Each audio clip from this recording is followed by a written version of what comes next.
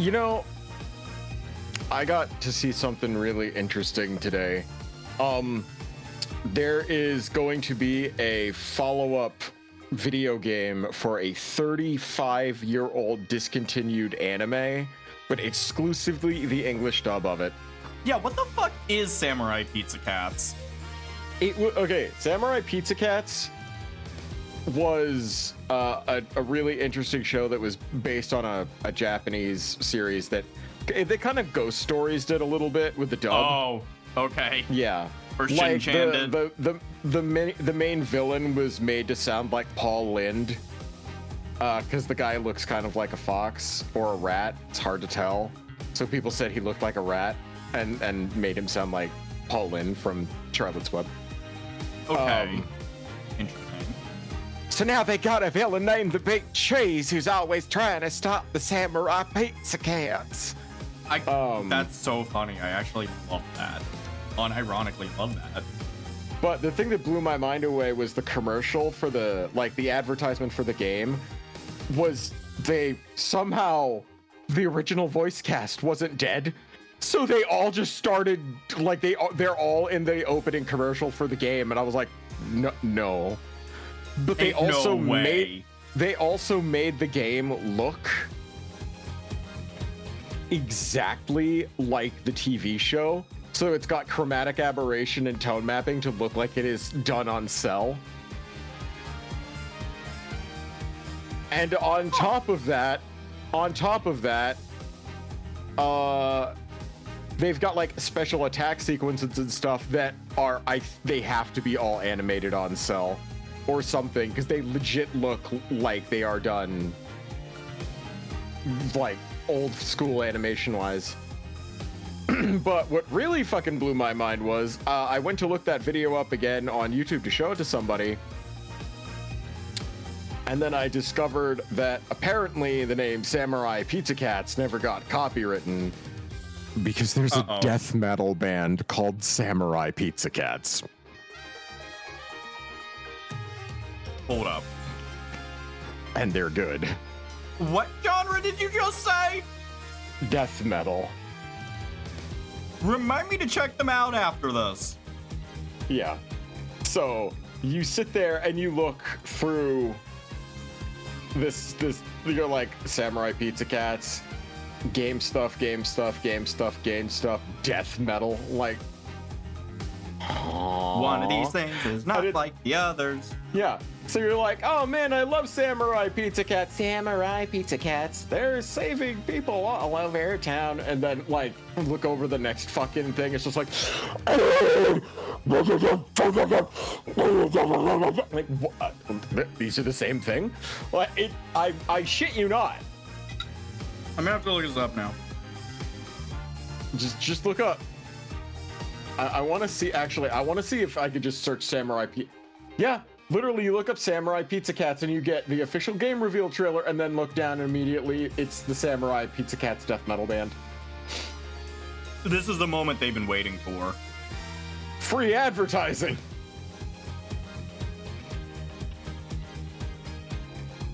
And they're new. They had a new song come out 2 months ago. Okay, that's fucking awesome.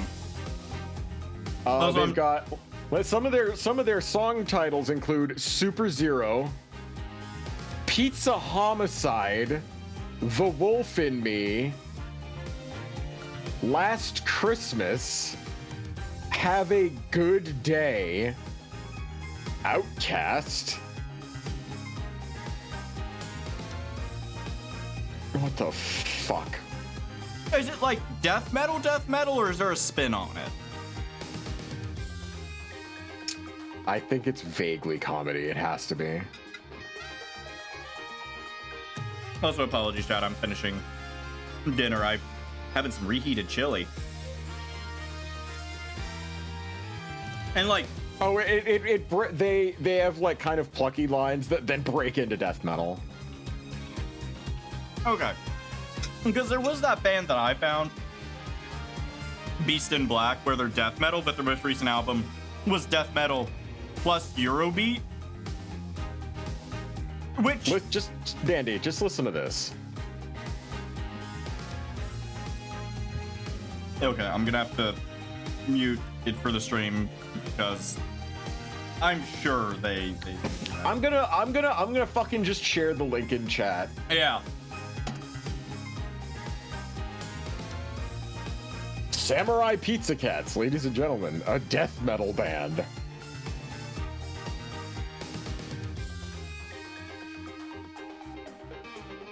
Holy shit. I hate how good they are. I love the top comment on that is these last few years have made it really difficult to describe my taste in music. Which mood? There is you have to get so hyper specific with genres for some songs nowadays because there's been so much mix and match it. Like there was a point I used to have a friend where he gave up. He gave up trying to describe his taste in music. So he was just like, I like core. What kind of core are we talking? Like nightcore or everything? Just core. Just anything that's not mainstream. I'm like, that's called indie? He's like, no, I'm calling it core. I'm like, okay. So dude's into core, I guess. I just shoveled down so much chili. That's definitely not gonna have consequences later.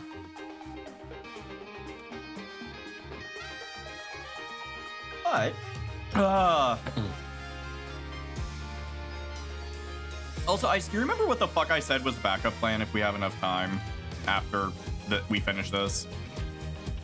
Because I remember I had something, and I can't fucking remember what it was. Oh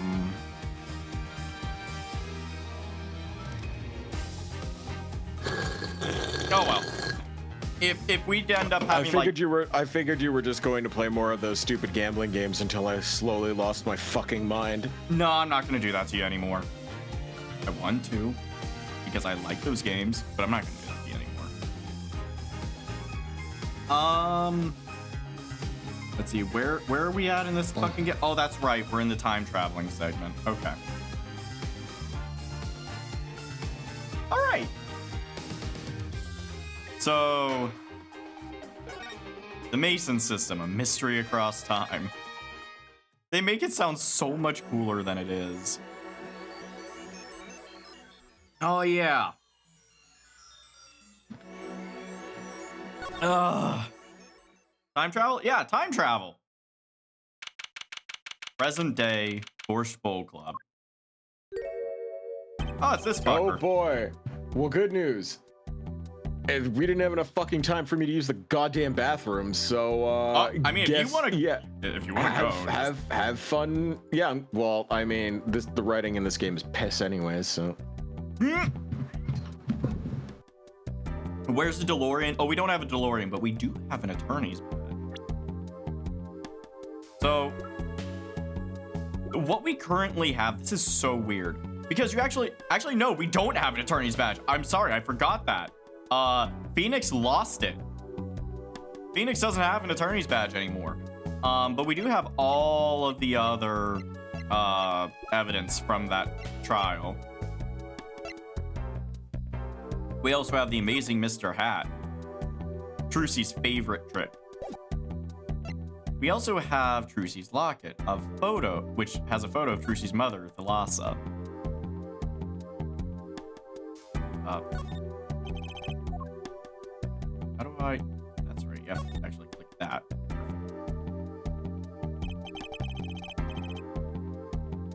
This is Trucy's mother, Thalassa.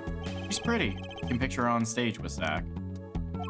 Still, she looks like a down-to-earth type too. Guess Trucy takes after her. Do you think she was afraid of open waters? No. I think she embodied water. Thalassa means water, I think.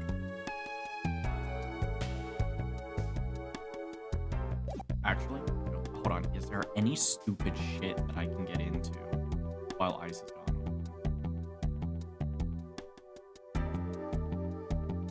Why would you show that? Danny, lots of people are scared of Trucy's mom, you know. Y'all making the thalassophobia jokes.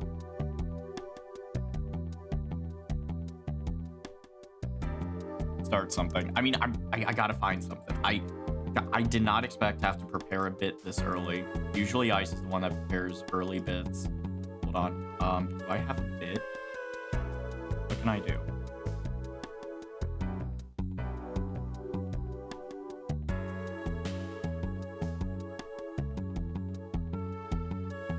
Can I do bits?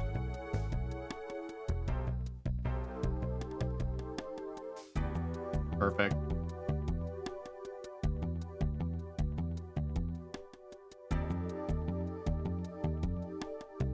Probably done by now. Back already even? No. He's not back yet.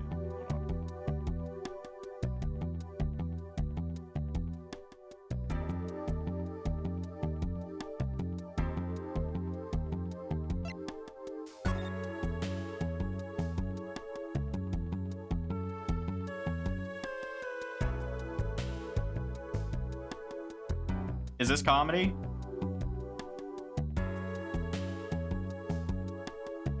Am I doing it? No. Oh.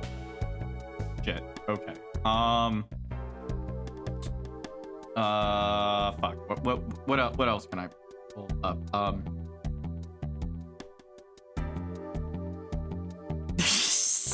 Is this the content you came here for, chat? Fozzie Bear would be proud. I take offense to that. Okay, hold on. No. What if like...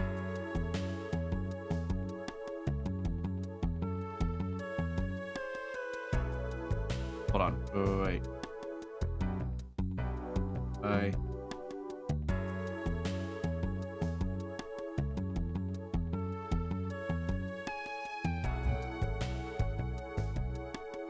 No, I got an idea, y'all. It's gonna be super funny.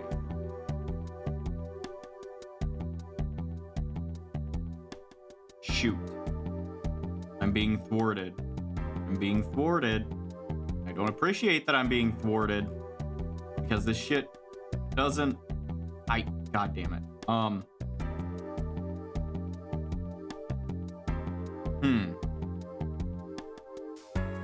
You got Stanley, I believe in you. That's a terrible thing to do.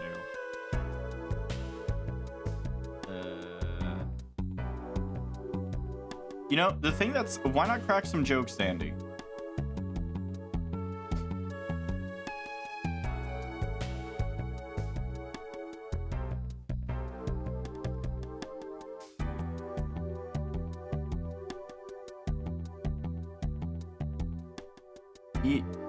Y'all ever heard the one about the chicken crossing the road?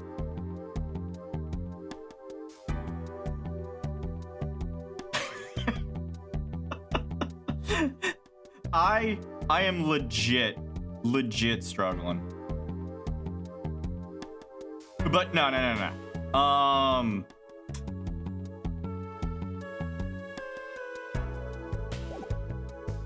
Ever hear the story of the broken pencil? It's got no point to it. Okay, that's good. Is all your material going to be this trite? No, it's going to be right. Like Phoenix Wright? Like what, you know, the protagonist of this game? You know, Apollo Justice, Ace Attorney, starring Phoenix Wright. Oh, I know what I can talk about. So, since y'all are here early, nobody fucking cares. Anyways, I'm back. I have no idea what you were even saying. I just preloaded that one and jumped on my chair. No, I was doing literally nothing. I did have a chance to go over y'all's feedback forms though, which is useful. Yeah. The good thing is that none of it was surprising and all stuff that I already knew.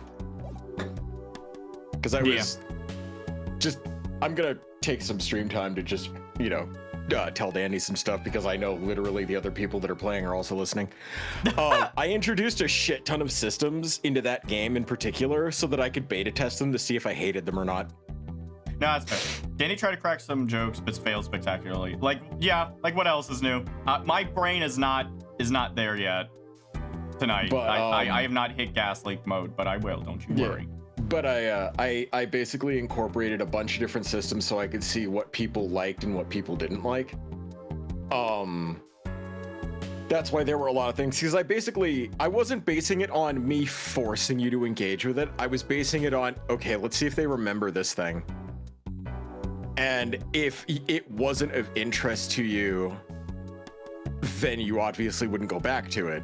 So like the whole moat thing never really got used much. The time thing got used, but more as like a plot thing. You call people back pretty often and use your portals, but like Percy has used his aim feature like once or twice, I think. He used the improvise once at the very start. Both thing was me having Crow rated. Yeah, exactly. But that's why I test all these things, to see if people are going to take interest in them. Cause like, you know, if you had like a gameplay system that allowed you to revive any dead orphan on the ground, you know, you're limited by the amount of dead orphans that you have to revive, or your inclination to revive dead orphans. If you had a special ability where your dick grew 1 inch every time you used it, you'd be dragging on the floor by the time we got out of the starting town. Like, it's all about what interests you as a player when you're doing something. So like when I'm beta testing new systems, that's what I do. So of those systems that I beta tested, also bear in mind, I gave systems to myself to beta test and I used them like 3 times. Yep. Just because of like how they were coming up. But again, mine was more relegated to, oh, I can just casually triple my jump speed, or jump height and distance. Cool, I'll fucking use that all the time. But that's something that I was going like, okay, yeah, it makes sense to use that. That's viable. That works for a super strength character. But like, counterpart to that, Tabaxi have an ability that lets them just fucking turbo dash, like double their movement speed, you know, and that's literally a superpower practically. Yeah. Like if you got a character that's got 60 feet for a dash, and they could double that to 120, and you combine that with a monk's natural ability to dash, you have a guy who literally does the Flash. Yeah, in 6 seconds, they are literally Barry Thompson's The Flash. They just and they're gone. Yep. Like you would lose sight of them, and that's baseline D&D. Yeah. Does Dandy play D&D too? Yes, he does. I play in both Isis campaign and Myth is running a campaign. In Isis campaign, I am a Displacer Beast, Chronomancer. In the other game, I am an Armadillo dude, using, I think, what are they called? Turtles or something? Yeah, it's a turtle as a base race, but reflavored to Armadillo, but you're also using Pugilist class. Yeah. And his character is just basically, yo, what if JoJo never had stands? Like, it's literally combine all the personalities of the JoJos, but never give them stands. And that's this character. Because I fucking love Part 2 JoJo so fucking much. So I was like really wanting to play a character, because I've only ever played spellcasters. I was like, what is the most punchy melee thing I could do? Yeah. I was like, yeah. So Jonathan Joestar. No. Joseph Joestar. Yeah, it's Joseph Joestar with Jonathan Joestar's moveset and a little bit of Kenshiro thrown in. Yeah. But so the thing is, I was testing out a bunch of systems to see what stuck. Like, I kept talking about something called Century Combat, and I'm probably going to save that for the very, very end, just because it's that epic. But I only intended for you guys to ever get up to level 10 or 11, because, again, this game was a fucking this is what I would consider a throwaway game. If this was a throwaway game, I'm terrified of what it looks like when you're, like, pushing to your limits. I mean, the thing is like, I heard how the module worked and how it was just a collection of random quests that you have to do all the work on to tie together. So I was like, nah, I'll use about a quarter of these. So I still have shit that I can do with different stuff. Oh, absolutely. But I was basically beta testing a bunch of stuff. Like, I fucking have a pilotable mech for a player that's actually game balanced. Yeah. That's... You know, one of my favorite things right now? We've been geeking out about D&D for probably about 10 minutes now. Christoph is just sitting here, waiting patiently for us to shut the fuck up. I don't care. The writing of the tabletop games that we're running is more interesting than the writing of this entire fucking franchise. You know Fight what? That's me. fair. Look at the top Debate. left, by the way. What the Oh, cool. They just got a random picture of Dan Avidan there. What the fuck? I thought it was Weird Al. It's Dan Avidan. Nah. In front of God and everyone, there is just a picture of Dan Avidan there. Yeah, because Ninja Sex Party. Also, this Wait. is the worst looking cum I've ever seen on a piano. It is I know, right? terribly drawn. This is like this. I've seen like novice furry artists do better cum than this. Yeah. It looks terrible. First off, it's the wrong color. It should have like a slightly creamish tint to it. Second off, like it looks fluffy. if you erase little bits of it, it makes it look a little bit more transparent. No amount of cum is that, and also like, is it my? No, okay, no, it looks blurry. Like cum isn't blurry. I mean, it is when you get it in your eye. People in chat are telling me that's supposed to be snow. No one in chat is saying that. Yeah, I know. But they weren't picking up on the joke, or they didn't care. But also, it's really horrible. It's really horrible looking snow. Like genuinely, like they should be ashamed of how bad that looks. I think it's actually cotton balls because it's supposed to be the decor of the restaurant. Okay, I get that, but actually also snow? it I looks don't terrible. Like Yeah. the thing, I get it, but it also just looks terrible. Like it doesn't convey that it is snow or cotton or anything. It conveys as someone was like, fuck it with the airbrush tool, and that was it. Yeah. Also, I love the chair and the pot and the plate and the food on the right-hand side. That's like that. What the fuck is up with that chair? Hold on a second. I just realized how long that chair is. Wait, hold on. Whose ass is that chair going on? Mine, baby. Yo! Hang on, is Motifa sitting in that bitch? What the fuck? Actually, yeah. What in God's name? Oh my God. Damn! Damn! That chair hella thick. What the? That's a stretch chair. That chair is like two. Jesus fuck. Why can they not do a game like and just please Capcom, if you're ever gonna make a video game that uses art again, please hire artists. Also, look. You hired. I'm gonna drive you insane for for a this second. one. I'm gonna drive you insane for a second. The wall. Well, the wall in the back. Is that supposed to be flat? You think? No. Because it looks like it is angled, but then I look at the fireplace, I'm like, that's not angled. No, it's not flat. Like it's supposed to be sticking out. Those are just normal bricks, and then they've got a fireplace. No. I mean like Like the a pizza. angle of it. Because look at the picture frame, and also look at the shelf that Dan Avidan is on. It's like it's clear you're supposed to be like looking at it from an angle, but you're not. I would have to see this thing blown up really big in order to see the horizon line. Yeah. Anyways. Oh god, I have to do 3 hours of this shit. I'll be taking my leave now. Still have some work to do back at the office. And then I guess I'll go back to my piano.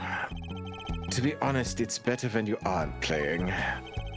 This frigid culinary design almost feels comfortable. Later then.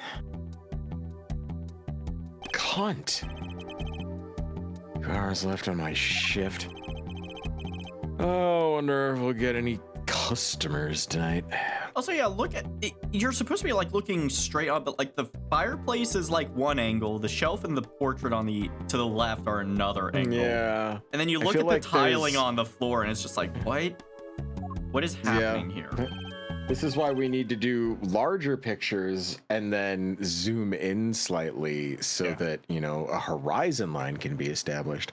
You know who I am. Who I am?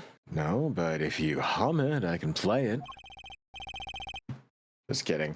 I don't do requests. How about a different sort of request? You see, I play cards.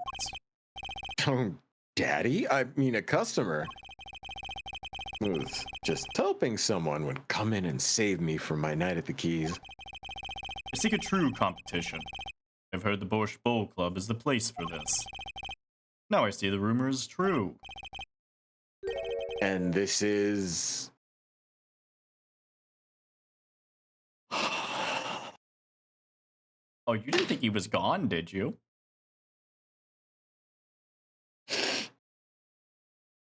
I've had a really hard day. And, oh, Jesus Christ. Why do you insist on testing me, Lord? Why are you like this? Don't fucking nod at me, you goddamn prostate. No, just... He's writing it all down. He's writing all of this down. Oh my God. Need a hand? I need a drill. Fuck. I hate the way he's fucking sitting there with that hand up in the air, because it shows they know how to draw hands, but it shows they don't know how to fucking draw hands. Because they could do that, but they can't get away with, I don't know, anything. With it, Sweet home Alabama. And this is a fucking god-awful nightmare of a human! Oh, don't mind me, I'm just your friendly neighborhood I'm a newsman. He will not be playing tonight. When his business is finished, I shall send him home. This competition will be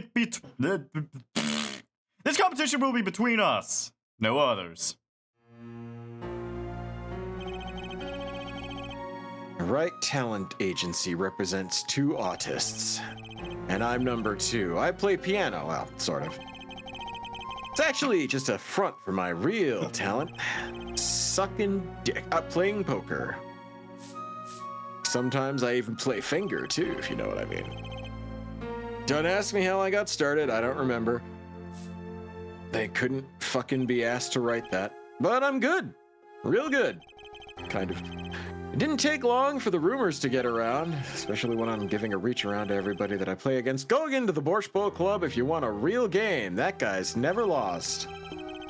People don't come to hear me tickle their asshole ivories. They come to watch me play cards.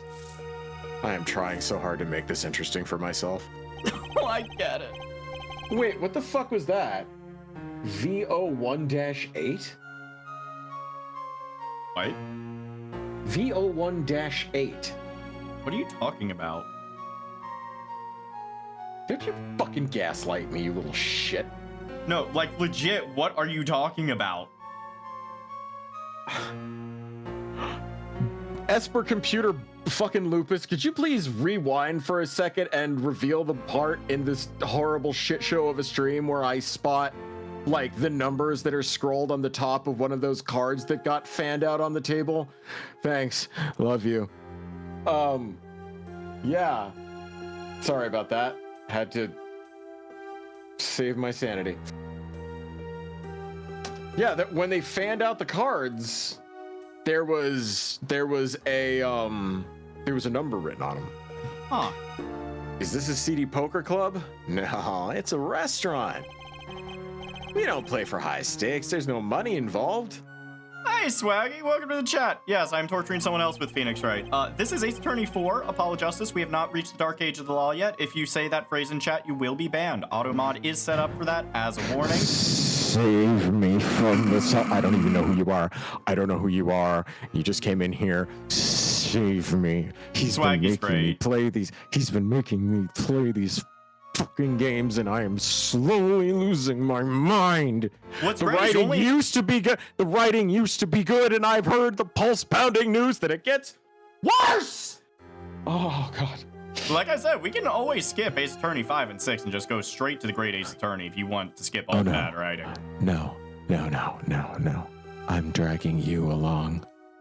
This is no longer me. This is no longer you holding me hostage.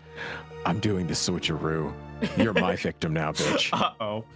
I missed Ron Karma Dandy accent. Oh, you missed the accent, do you? Yeah, now I do all the German accents.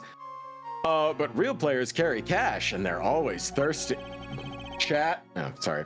It's a handy source of in-club for the club owner. I almost said a handy source of in-club for the cum owner. Chat is asking if they should send help. No, it's fine. It's fine. He's fine. Yes! No, he's fine. Yeah, I am fucked not up, holding him insecure, hostage. neurotic, and emotional. Fine, F-I-N-E. Fucked up, insecure, neurotic, and emotional. Well then, let's compete. I'll take you to the room. The hideout, yes. But before we go, Yes. allow me to introduce myself. My name is Shady Smith. Oh, and I'm Brushel, Spark Brushel, news reporter. And sleep apnea demon. Oh, I'm No, traumatized. no, Phoenix Wright. Oh. Huh. You must always look a man in the eye when you make your introductions. Yeah, you still also do- look them in the eye when you spit in their mouth and come in their... And yeah, I agree. You still do not know who I am. Have we met? Today in this courtroom, you cannot declare me guilty. What are you talking about? I am talking about this!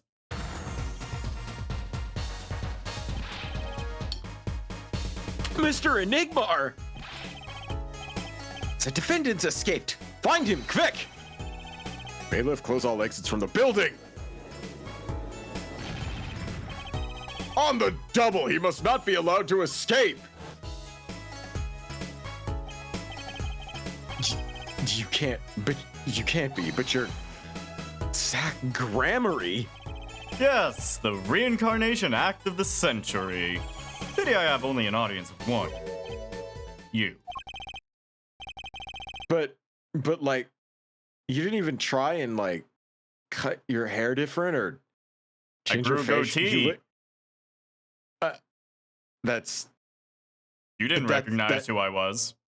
that's because of bad writing. I instantly knew who the fuck you. No, sorry, Zach Grammary. This must be a bad dream. Yeah, buddy, you have no idea. In a sense, this guy ruined my life. You there! Oh? Oh We- Christ! I cannot do that Russian accent. I'm just. We will play soon. Ready the room. Oh, I will be preparing hideout for you.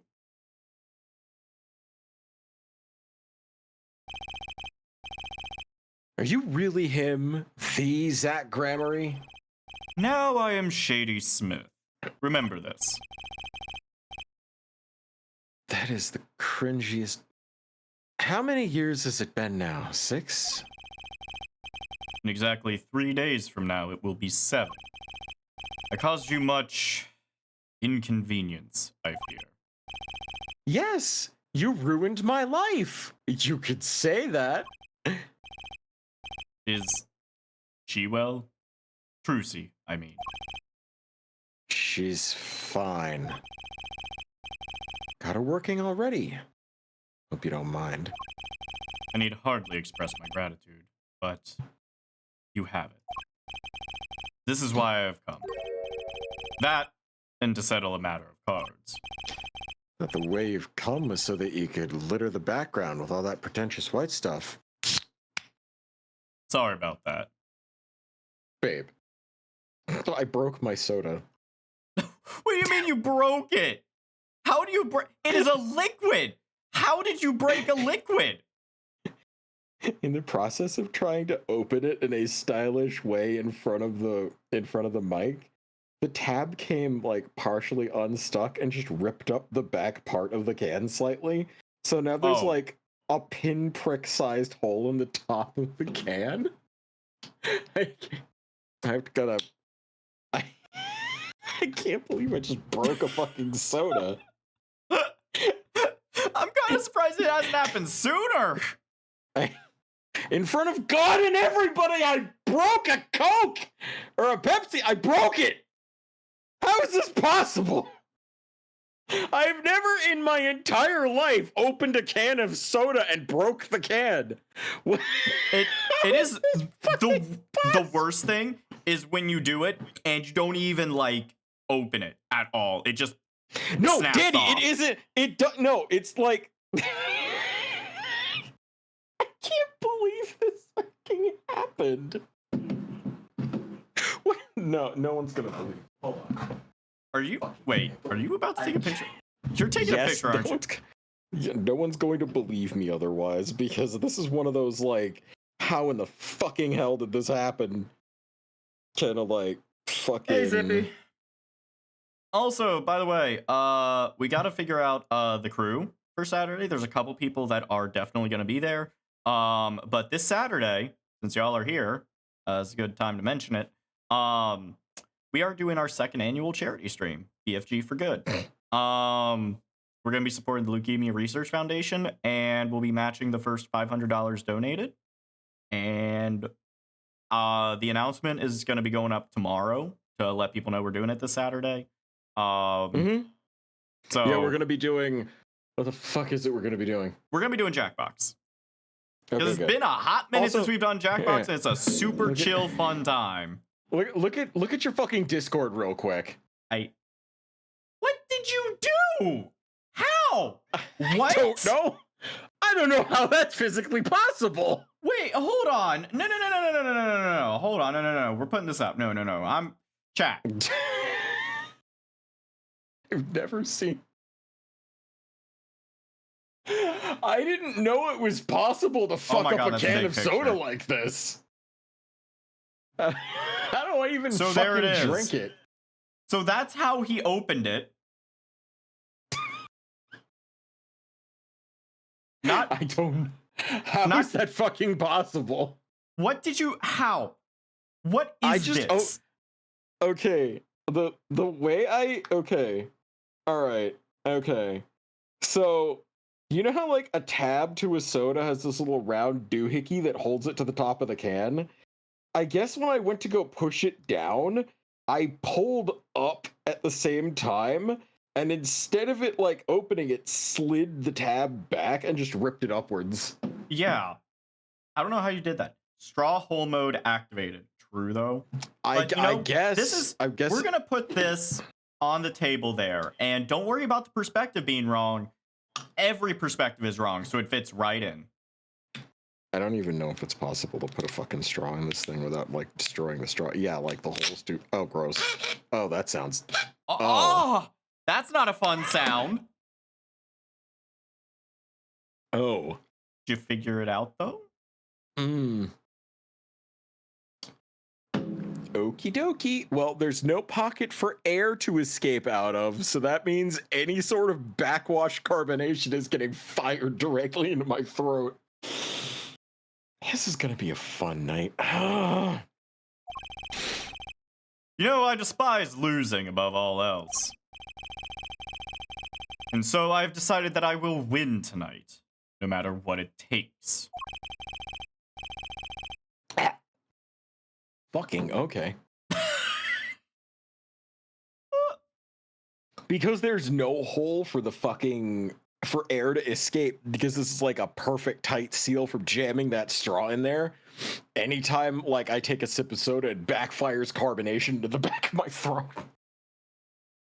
Oh my god. It is like somebody coming aggressively into my mouth, but it's kind of sweet and vaguely coffee flavored. Tonight's going to be a trial and tribulation. I know this guy's type, and they're dangerous. Everything's about the competition. All else is secondary. Perhaps we should take this time to talk before we play.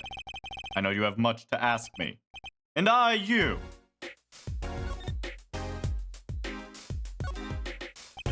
So far, I haven't seen much dialogue difference between this game and engaging in consensual sexual activities, so it'll be neat to see when we get to the game part.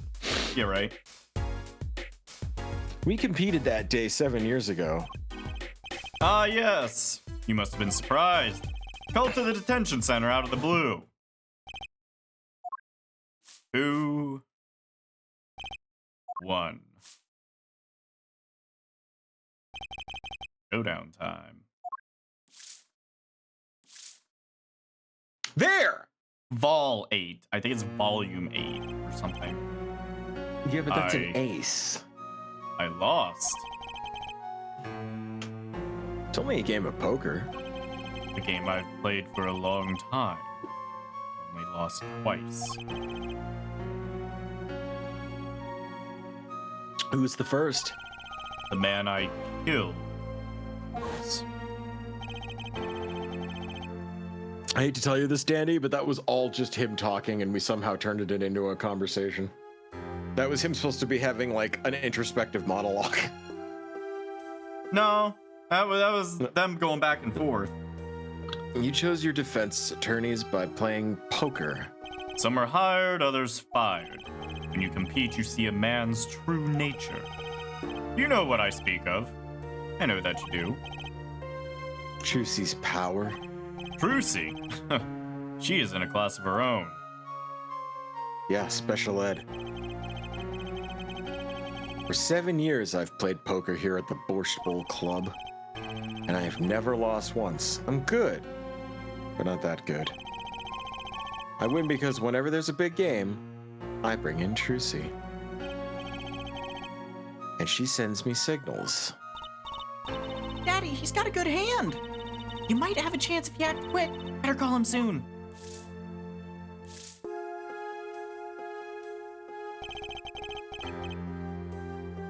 Can you tell me what her power is? Judging a person's thoughts by reading their reactions is a staple of performance magic.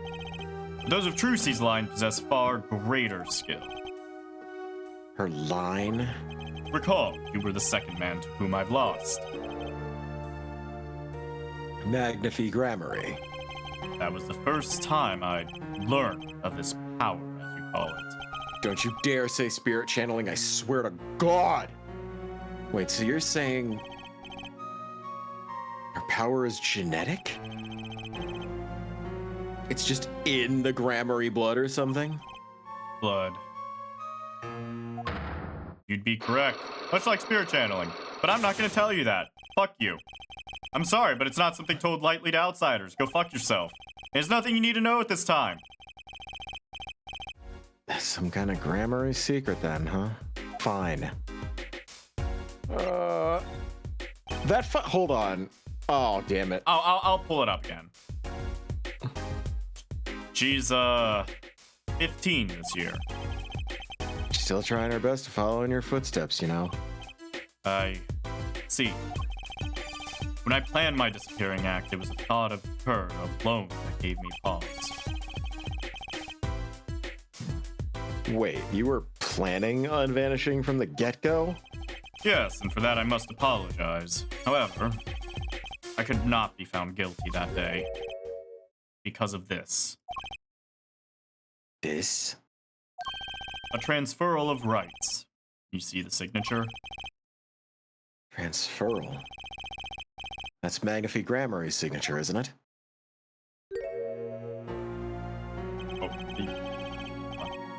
I hereby give all rights to the secret staging and performance of my magic. The recipient named below. And the recipient's name is you, Zach Grammary.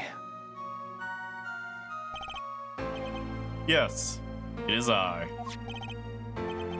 Wait, this page looks torn.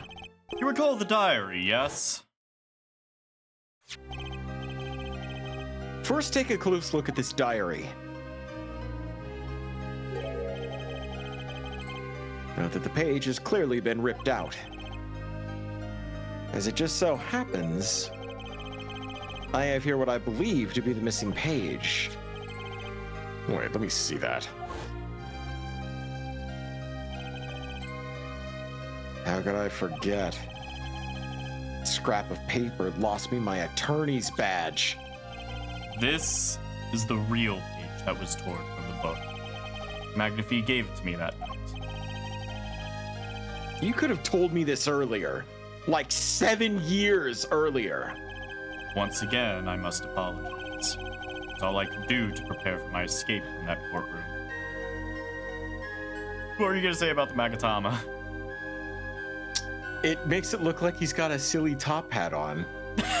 Kinda does. There's like a weird, like, fucking but like even glowing, more like... funny because like the light behind it makes it look like it's actually glowing. Yeah, that's fucking. He's great. got a goofy Magatama hat. Also, I just wanna. Oh God, Actually I just makes him really. look better than he does. I just really need. I need to say this. I need to fucking say. Okay. Like, bro probably would have gotten off the hook if he would have just told Phoenix, yeah, by the way, here's a real piece of paper. Like, Hmm. and then he could have just, like, explained, like, in court, like, if McAfee had signed over the performance rights, why the fuck would Zach have killed McAfee, and it would have been an open and shut case? Like, Phoenix would have, like, had no difficulty. That's what I love. It's so much stupider. Oh, I can't wait for the, oh god. We'll get it. The greatest of McAfee Gramarye's illusions are true art.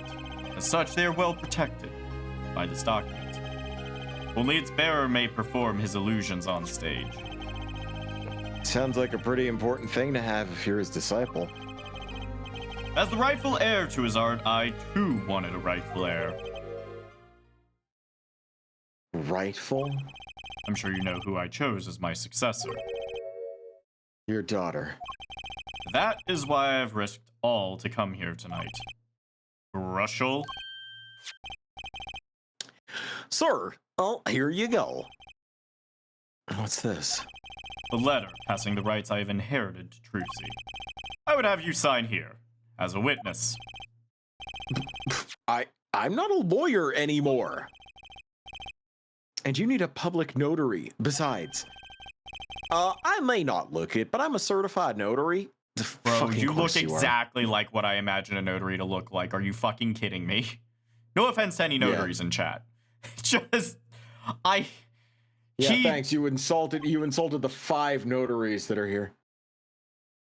You are. By day, I wear a notary's glasses and hunt for news. Also, by day, I wear a reporter's glasses and notarize. When I take off the glasses, I can't see very well. Your signature, please. This is the first reason I have come here tonight. Honestly, the glasses thing was kind of funny. Fuck off. Like, when I take off the glasses, well, I can't see very well. It's like, okay. Fuck you. You get that was one. your one fun. That was your one funny for the entire game worth of pain you've put me through, you bint.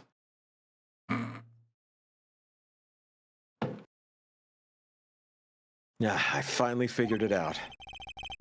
Now I know why you've come out of hiding only now. It's been 7 years, you said? Precisely. Fuck you. There's a law that covers your situation. After 7 years, missing persons are considered to be legally deceased. So if someone was to vanish from the face of the earth 7 years ago, they'd lose all rights as a living person after 7 years from that day. Not to mention all of their possessions. Exactly. Which is why I am here. I risk showing my face in public for the sake of this document, before my 7 years are up. You might say, I am securing my daughter's inheritance. But do you really need this document? Wouldn't Trucy inherit your estate automatically? Not in this case, I am afraid. This case? Yes, I received performance rights from McAfee Gramarye. However, this was done in secret, without witnesses. Before McAfee died, 2 potential successors to his repertoire were named. Myself, Zach Gramarye, and Valen Gramarye. Not Trucy. I see, so you'd need this document. I have known Brushel since before I vanished. He is a man I trust. Now, only 3 know of my rebirth. I took the liberty of looking into Trucy's background. Found out that you had no other close kin. It is as you say. All right. I was kind of hoping you'd say something about the mother at this point. I know everyone else but Trucy's mother. Trucy's mother is a mystery. All right, well, now we have to present him with bullshit. Not quite yet. The person in this photo is Trucy's mother. How did you come by this? Trucy showed it to me. She said her mother was gone. Then it is so.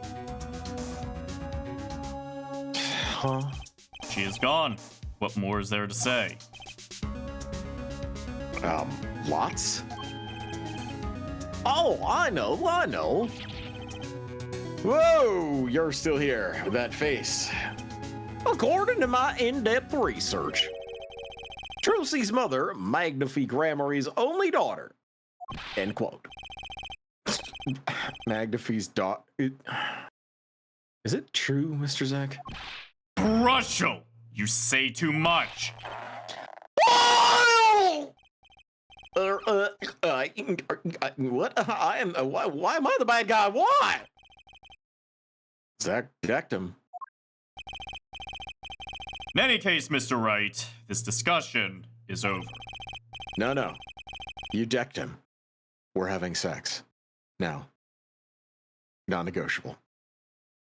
Finally, you've done the one thing that I've wanted to see happen to that man since he was introduced. All right, if you insist, bend over. I never said that I was bending over. You are an interesting man, Phoenix Wright. Always pegged you for a bottom. I'm sure you've been pegged many times. You have no idea what happens when that whip is used on you. It changes a man. So, she's the most mysterious of the whole lot. I need to gather me some more evidence, clearly. Well, the prelude may have been longer than the main attraction. Shall we begin our game?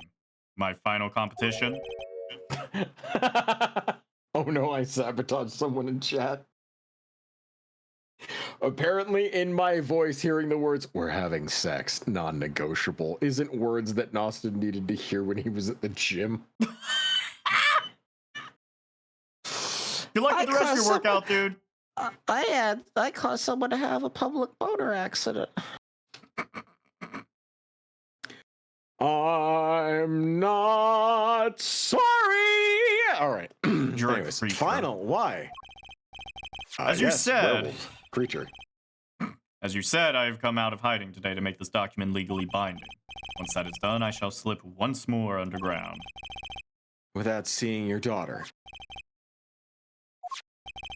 It would be best if I did not. Zach Gramarye, you are the salt of the earth. 7 years ago, we played. 7 years ago, I lost. Sorry, I fucked that up. I meant scum. I already lost to Magnifi. I do not care to lose to another.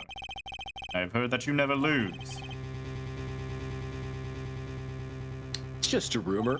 Yes, for it is impossible to never lose, unless one has an ace up one's sleeve. As a magician, it causes me no end of irritation. To think a mere lawyer might be out there pulling the wool over so many eyes. Hey, I just signed your document for you. Maybe you could try to lighten up? That was that, this is this. For my final competition, I will destroy your perfect record, Phoenix Wright. No, hold on, I've got a better voice for this. For my final competition, I will destroy your perfect record, Phoenix Wright. Lovely. This will be my final performance. You are warned. So this guy's beyond serious. So much for a fun evening of cards. Rushel, you may leave. Oh, yeah, well, it's your last game. I mean, what a scoop. I punch and I punch, but still it is not enough. I feel the exact same way about other people I try to get rid of. Or I just remembered a future, prior engagement. Toodles, gentlemen. Oh, and nice meeting you, piano man. Then let us begin. Dealer! You will be witness to our competition. It is honor for me. Why haven't I seen her around here before? That reminds me. I saw a familiar face as I entered this restaurant. He did not seem to notice me, however. Gab, I believe was his name. You know him? After a fashion. Listen, Phoenix Wright. One can learn much from a true competition. Remember this. Yeah, I know. I fought in many a game. The grammary power. I was close to understanding it, but I needed more. And I knew where to get it. Trucy's mother. I'd need to meet that reporter again, that was clear. And one other thing.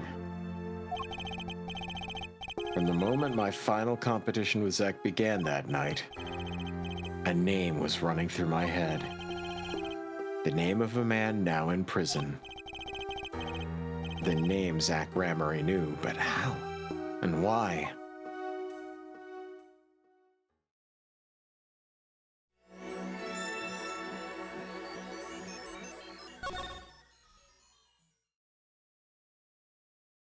Oh, safe travel, Zippy. Drive safely, Zippy. Present day, Central Prison, Solitary Cell 13.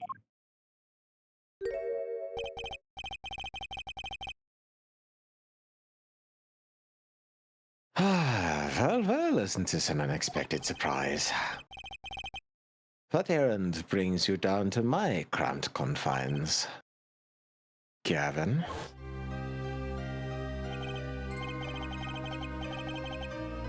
Is this your idea of revenge, Phoenix Wright? Revenge for the events that took away our attorney's badge 7 years ago. My past is like my logic, straight and true. Nothing's changed.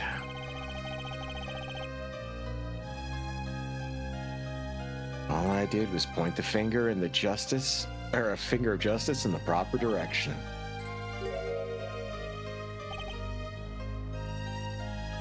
Fine.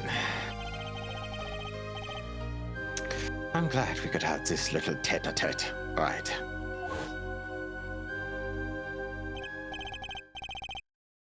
You look well, Phoenix Wright. Also, I like the detail that his lapel is badgeless now. Yeah. I'm glad they paid attention to that detail. Yeah, I'm surprised they didn't put him in fucking, prison clothes. I mean, he has an entire fucking library behind him. I don't know why a defense attorney is getting this kind of treatment, but because they're whatever. treating him like they're treating him like fucking Hannibal Lecter, apparently. You too, Gavin.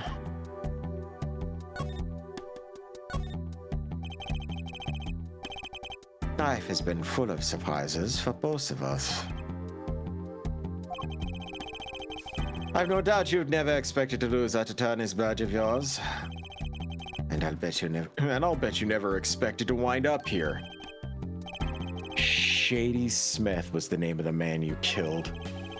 Did you know who he really was? Who he was? Zach Ramery, the defendant. I remember him, of course. God, that is a menacing look.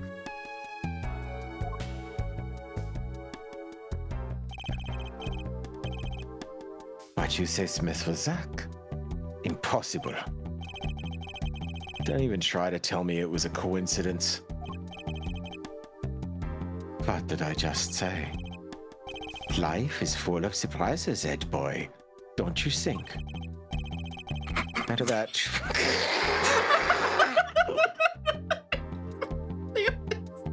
Fuck you.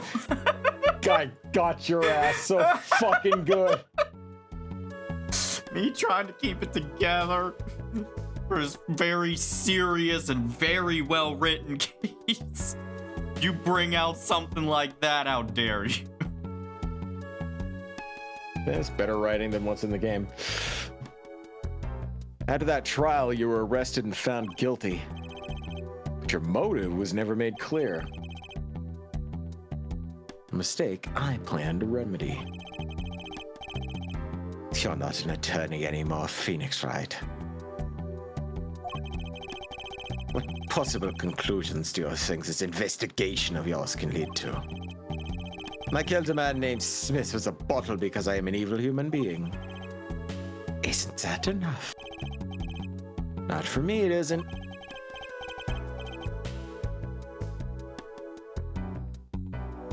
on. As he just casually said smooth moves X-lax to me.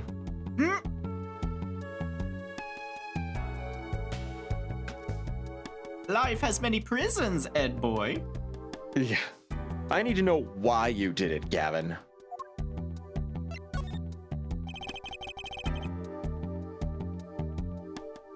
You recall that case 7 years ago.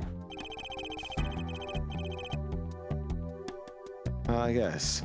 The trial where Zach Gramarye pulled his famous vanishing act. My brother won his fair share of praise and adoration for that trial, as I recall. Genius prosecutor reveals crooked attorney, was it? That was when I met you, wasn't it? Was it now? The Bar Association Review Board voted unanimously for the strictest punishment. Unanimous, save for one dissenting opinion. Yours. It was my brother who was responsible for putting you in that position after all. For 7 years we've been friends. And yet I still don't understand you. But right, your friendship towards me was never pure.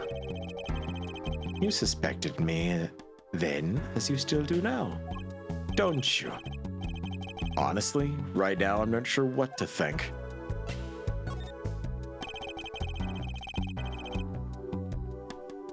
You didn't just brain a guy with a juice bottle for no reason. Tell me why you did it. Persistent, aren't you? I came here because I remembered something. Oops, wrong voice. I came here because I remembered something. The night of our game.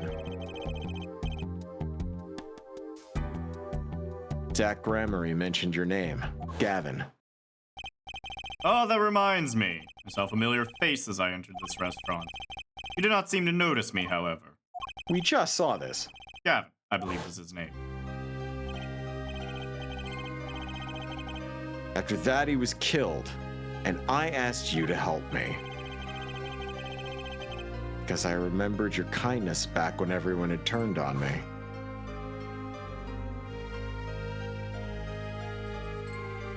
Seemed to be in a bit of trouble, something like that. Dead. Someone hit him. Hard. Me? Please, the cop should be here any minute.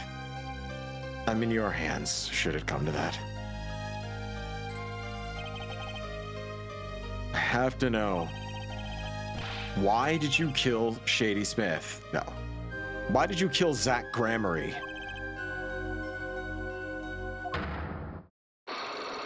Fucking hell!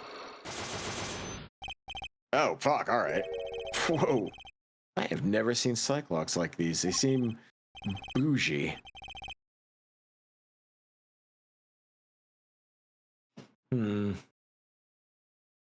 Dark, cold, full of despair. Can I even unlock these things?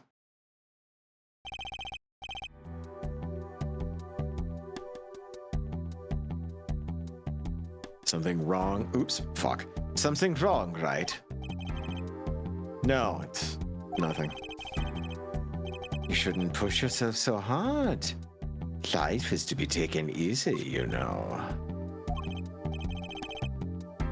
He's doing his nails.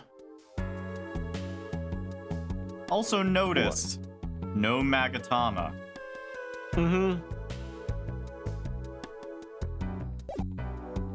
That's weird. Very weird.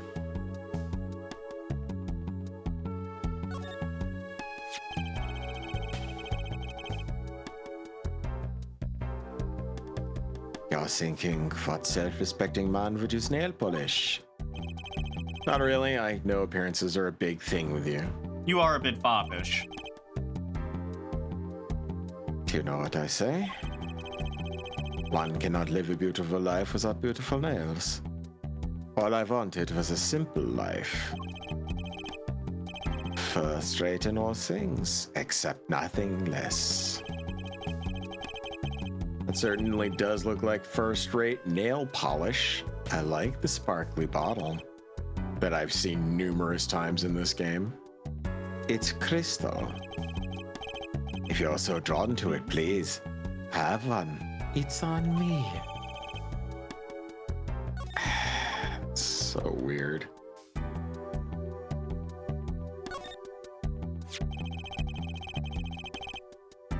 You don't get a sell like Envelopesman. this without having some kind of influence. But he's a defense attorney.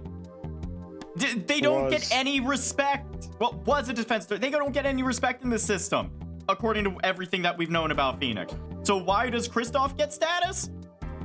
Who the fuck knows? Because he's German. That envelope's been bothering me since I came in here. It's not nice to peek at other people's mail. You get mail here in jail?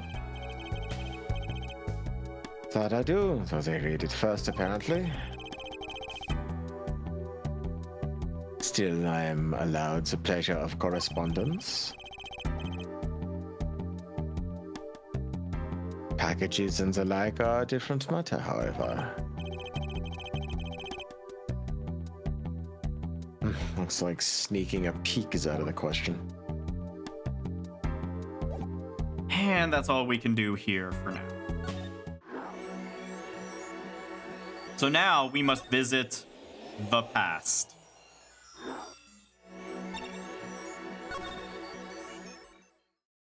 And take a look at Drew Studio. What? I figured you'd come here sooner or later. I decided on sooner. Drew Misham, was it? I haven't done anything illegal. And I didn't come here to whine about past events. I wanted to ask you some questions. I suppose you have that right. That is my name, yes, don't wear it out. That day, oh, whoops. the Fuck, I'm entire so bad court today. descended into chaos. Only you stood still, your eyes calmly watching. I admit it made quite an impression on me.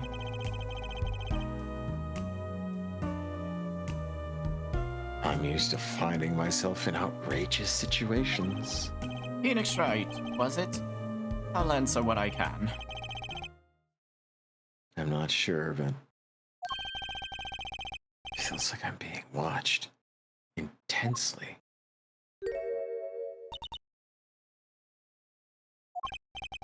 Ah, this is my daughter. Vera, say hello.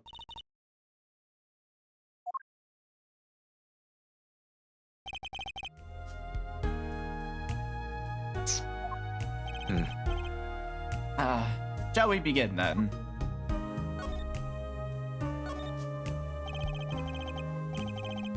Judging from this place, you're a painter? Not, sadly, a profitable one. I've never sold a painting.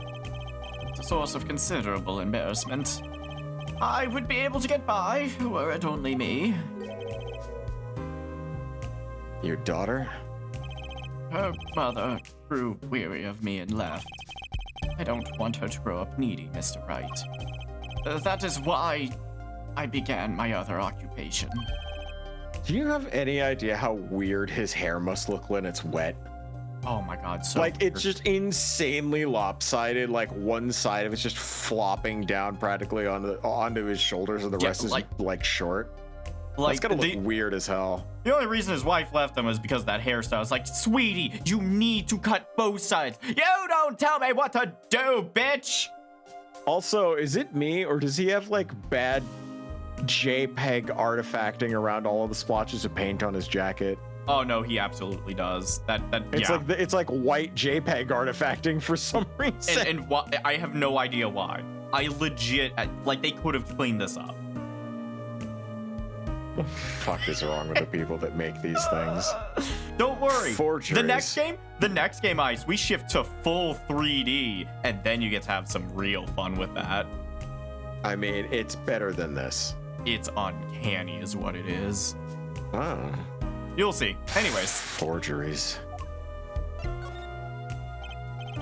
Don't look at me with those eyes. I know what it is that I do. More than half of the paintings they bring me are stolen. Who knows what my copies are used for? But some of your works aren't painted things, correct? You may not believe me when I tell you this.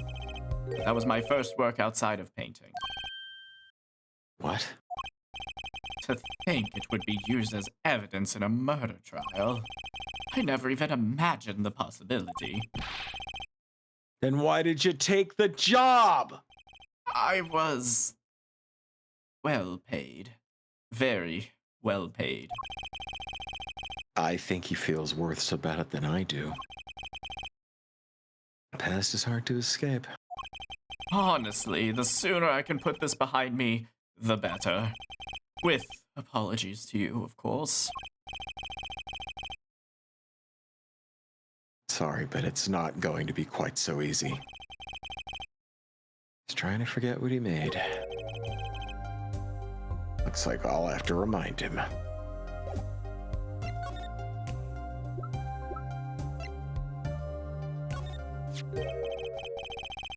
Your work? Don't try to pretend you've forgotten. Sure, all you did was make a copy. That copy might have destroyed the life of an innocent man. I'm responsible too, which is why I have to know. And you have to tell me. I knew it would be difficult to escape this. Then let's talk. He looks so sad. Like, he just looks like he's one of those guys who has emotional hair. So like when he's sad, his hair just goes and like deflates. He looks like a man that, like, you kind of want to punch him, but you feel life has already punched him enough, so you don't. You know what I mean? Yeah. Also, Well, I then. just realized, does he have, like, little, What? like, sideburns on, like, his chin? What? Like, look below, like, the sideburns below his ear. Like, is that, like, more, That's like, just- fuzz? That's just stubble. Yeah. That's like feathering. Oh. I do that pretty often when I draw sideburns. Like I draw the Okay. feathering coming down. Yeah. Okay. Well then, ready to tell me about this work you did? It was unlike anything I had attempted before. Guess it would be a little different from paintings. That is not what I mean. In all my previous work, it sufficed to create a copy. This wasn't a copy? The client gave me two things that day. The first was a sample page, as reference. The second, a printed document I could only surmise was written by my client. So you used the real writing as a reference to reproduce what the client wrote. Yes, as I said, it was my first job of that nature. So, who was your client? As I said in court, I do not know. Really? Even for such a suspicious request? If it was me, I'd want to know as much as I could about the requester. I never met them. Not personally. Fuck me.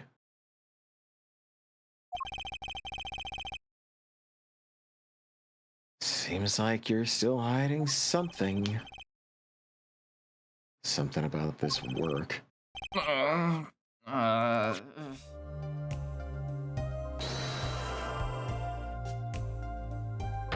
Time to crack this old man spirit. Let's do it. You're hiding something.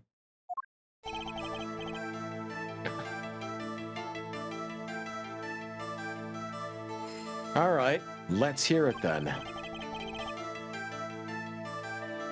What are you hiding from me, Mr. Misham? I'm sorry, but I really don't know. I've never met the client. Wouldn't it be great if Phoenix could just punch his way through these problems? Dude, like, he just has the how he just punches us just instead of fucking lock breaks. We're like, okay, Yeah. okay, I'll tell you. Yeah, exactly. True, when I asked the client's name. there were no Cyclocks in sight. Regardless, you're hiding something. You have to be, otherwise it wouldn't make any sense. Why are you doing this to me? Well, I've made my stand, no backing down. I've also made a stand. It's called Linkin Park. Its ability is something to do with technology, and its special ability is called Iridescent. Oh, not that kind of stuff. Got it. Okay. I have a stand, it's called Megadeth. Its ability is called High Speed Dirt. I fucking love that, actually.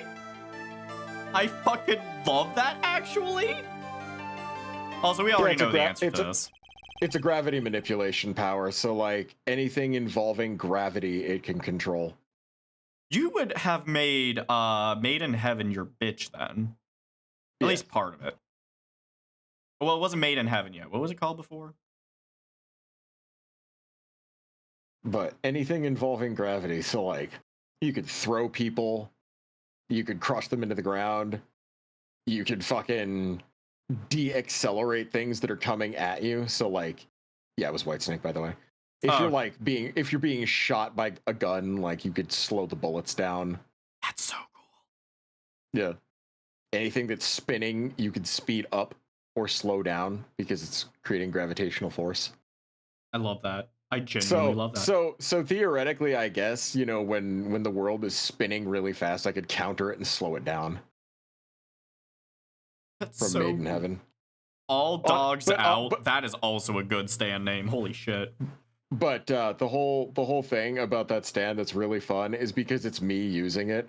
I'm either super creative or super dumb, so most of the problems would be resolved by me just throwing somebody really high up into the air and then letting them fall to the ground and die on impact. That's fucking great. Like that's so it's like, I'm going to accelerate the world. Is he gonna come down? No. Just fucking guy keeps flying. Just imagine how fast part fucking 6 would be if like the world is now spinning faster. He just fucking flies up in outer orbit. Flies into space. You just fucking solve it like part 2. Yeah, let's get out of here. That would literally kill him. And when he dies, the stand stops, and so it'd just be like done. Yeah, imagine how fast all problems are resolved when you just be like, bye. I'm still so mad. Most people would be like, oh, the range of your stand. I'm like, yes, that means in order for him to actually be launched skyward, I have to apply enough gravitational force to cause him to break Earth's atmosphere on its own before it gets out of the stand's range, which means I just have to accelerate that person really fucking fast. Yeah. So it's basically just like railgunning people into outer orbit. I'm still salty about the fact that Jolene never discovered string theory, by the way. I'm still salty about that. She could have had a reality warping stand, but it was just like, nah. She is her father's daughter. Yeah. Well, no, because I don't think Jotaro would have figured out the whole double helix thing to keep her body stable. True. She was at least clever enough for that. Most of her stuff is actually pretty clever. It's just the end result is usually let me get close enough to punch you. Yeah. But in between that, you know, at least you didn't have to sit there and go, oh, so it's basically like stone free, and then punch you even harder. Yeah. This dude has been having a fucking mental breakdown, by the way, this whole time. I honestly don't care. The end of this game is absolute dog shit, and I hate every second of it. Don't worry, we'll get back to Apollo in a sec. Yeah, I can pretty much piece together what it is from what you said. What is it then? You told me what you knew about the client, and I couldn't see any Psyclocks. Psycholocks? Is that some sort of asylum security or new hairstyle, perhaps? But then they did show up, didn't they?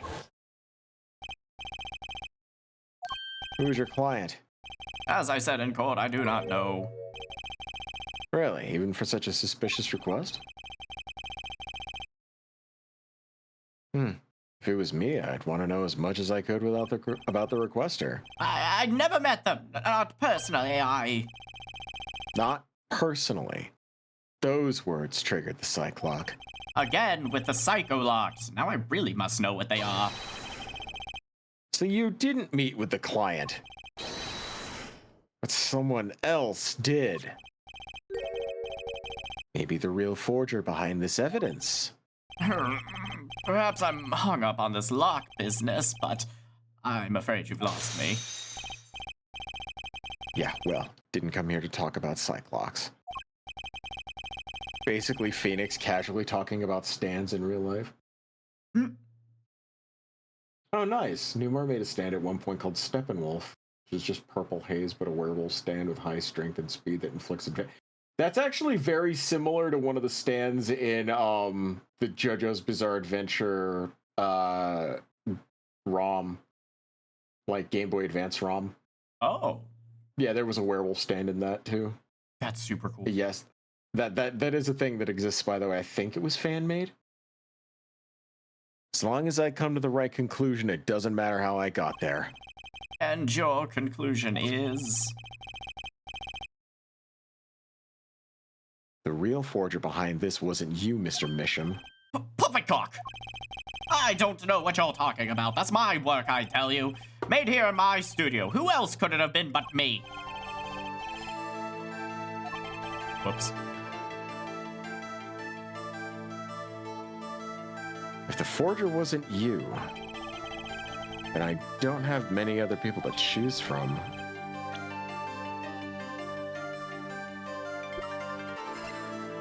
Boop.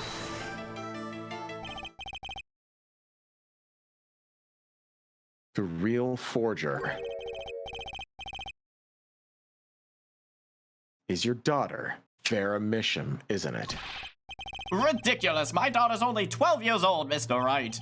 I've always been more one for landscapes, not surrealism.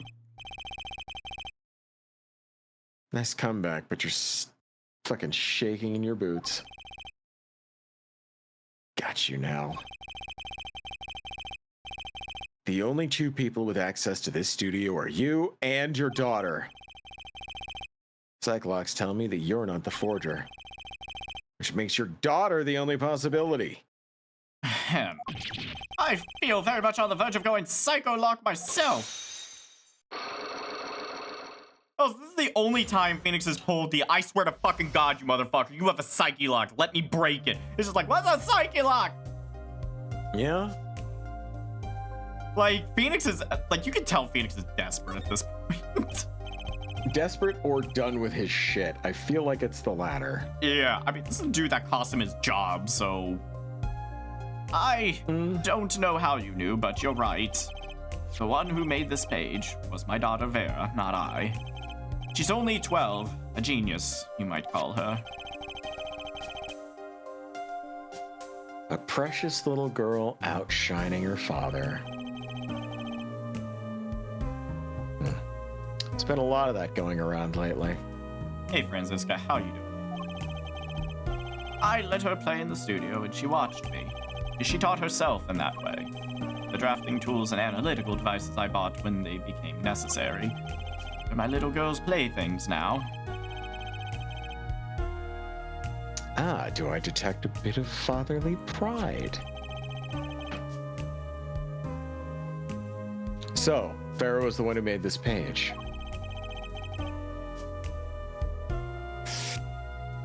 Would she know who the client was then? Actually, the client came once. Here, to this studio.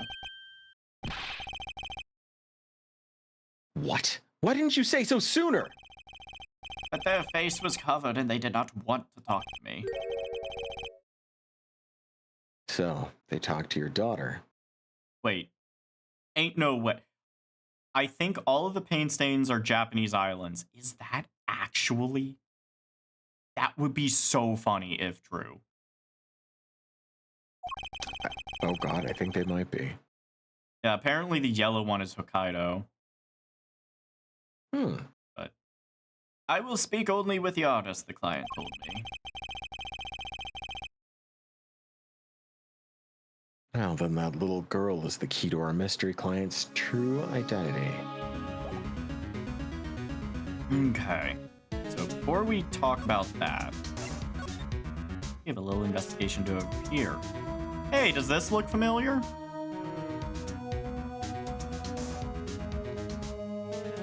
Yeah. It's part of Dipshit's logo. Yeah, it's the Grammary logo. Yep. right. Also, I have to use the bathroom. I'll be right back. Hey, look, Okay. more nail polish. Yup. Got it. Sneak, snoop, sleep. All right. So I'll leave it here. While I's doing his thing. This time, chat. I have.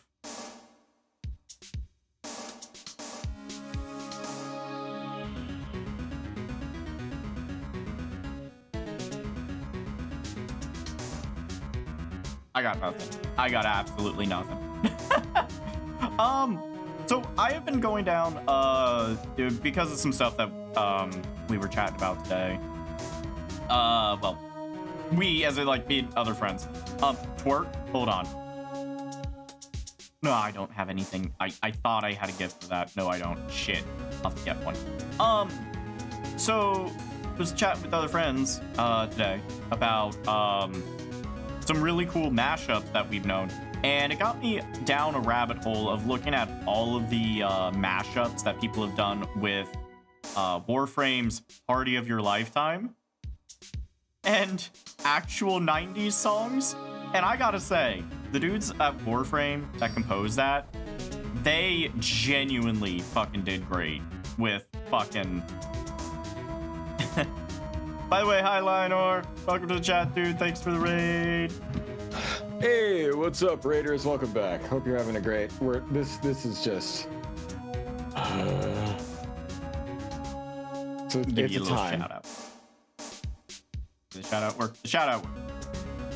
Okay, All so let's go ahead and take a look at this little stampy stamp. The poison was on the back of the stamp. She licked it, and that's what fucking caused her to fucking collapse. Yep, that's what the theory was. Well, that's what killed the father. Yeah, but I think the poison was. Oh no! My theory was that the poison was applied by the nail polish bottle, and since she fucking kept chewing on her nails, the second she chewed on her nails, a couple beats later, she hit the floor. So I thought the polish was from the nail polish that's on her fingernails, because they kept making a big deal of these nail polish bottles. And now that I'm seeing a bottle with red nail polish, that doubly confirms my fucking suspicion. That's an awful small frame. What's that inside of it? A stamp? Please don't touch that. I'll get in trouble. That stamp belongs to Vera, you see. She always puts it somewhere she can see it. Wee woo. That's Zach and Valent, the Grammaries, isn't it? The post office issued that commemorative stamp last year, when the Grammaries were at the height of their popularity. Not anymore. Now that one of them has vanished off the face of the earth. And will reappear in a Russian-themed restaurant 7 years later. Vera went to see one of their shows when she was quite small. She's been a dedicated fan ever since. She watched them every time they came on TV, right up until the end. I see. That stamp's quite hard to come by, I hear. I still wonder how she got her hands on it.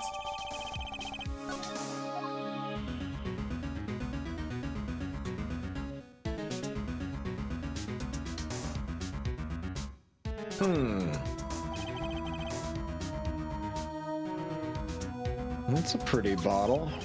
Don't touch that, please. I'll get in trouble. It belongs to Vera, you see. She always puts it somewhere she can see it. She looks at it often. There's a light pink fluid inside. Nail polish, I'm guessing.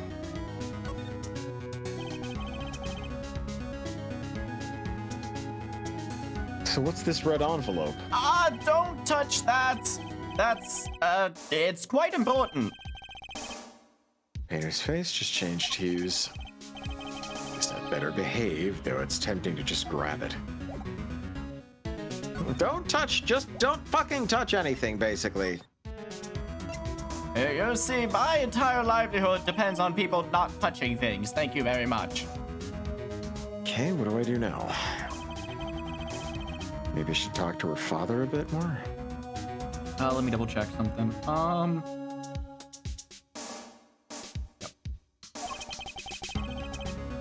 Or is it time to turn my attention to Vera? Hey, Mountain Husky, welcome to the chat, dude. Sup, Huskers?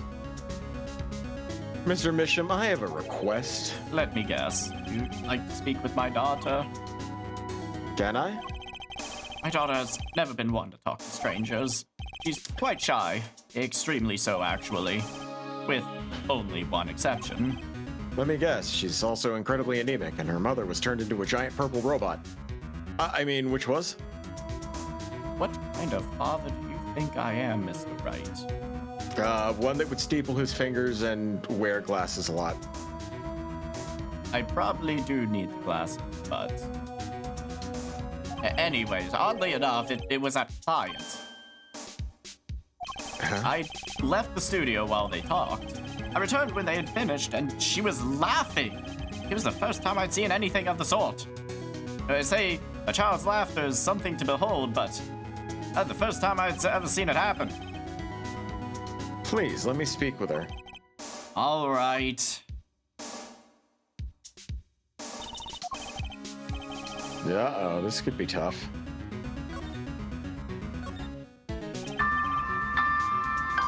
Vera, was it? Would you like to have a friendly chat?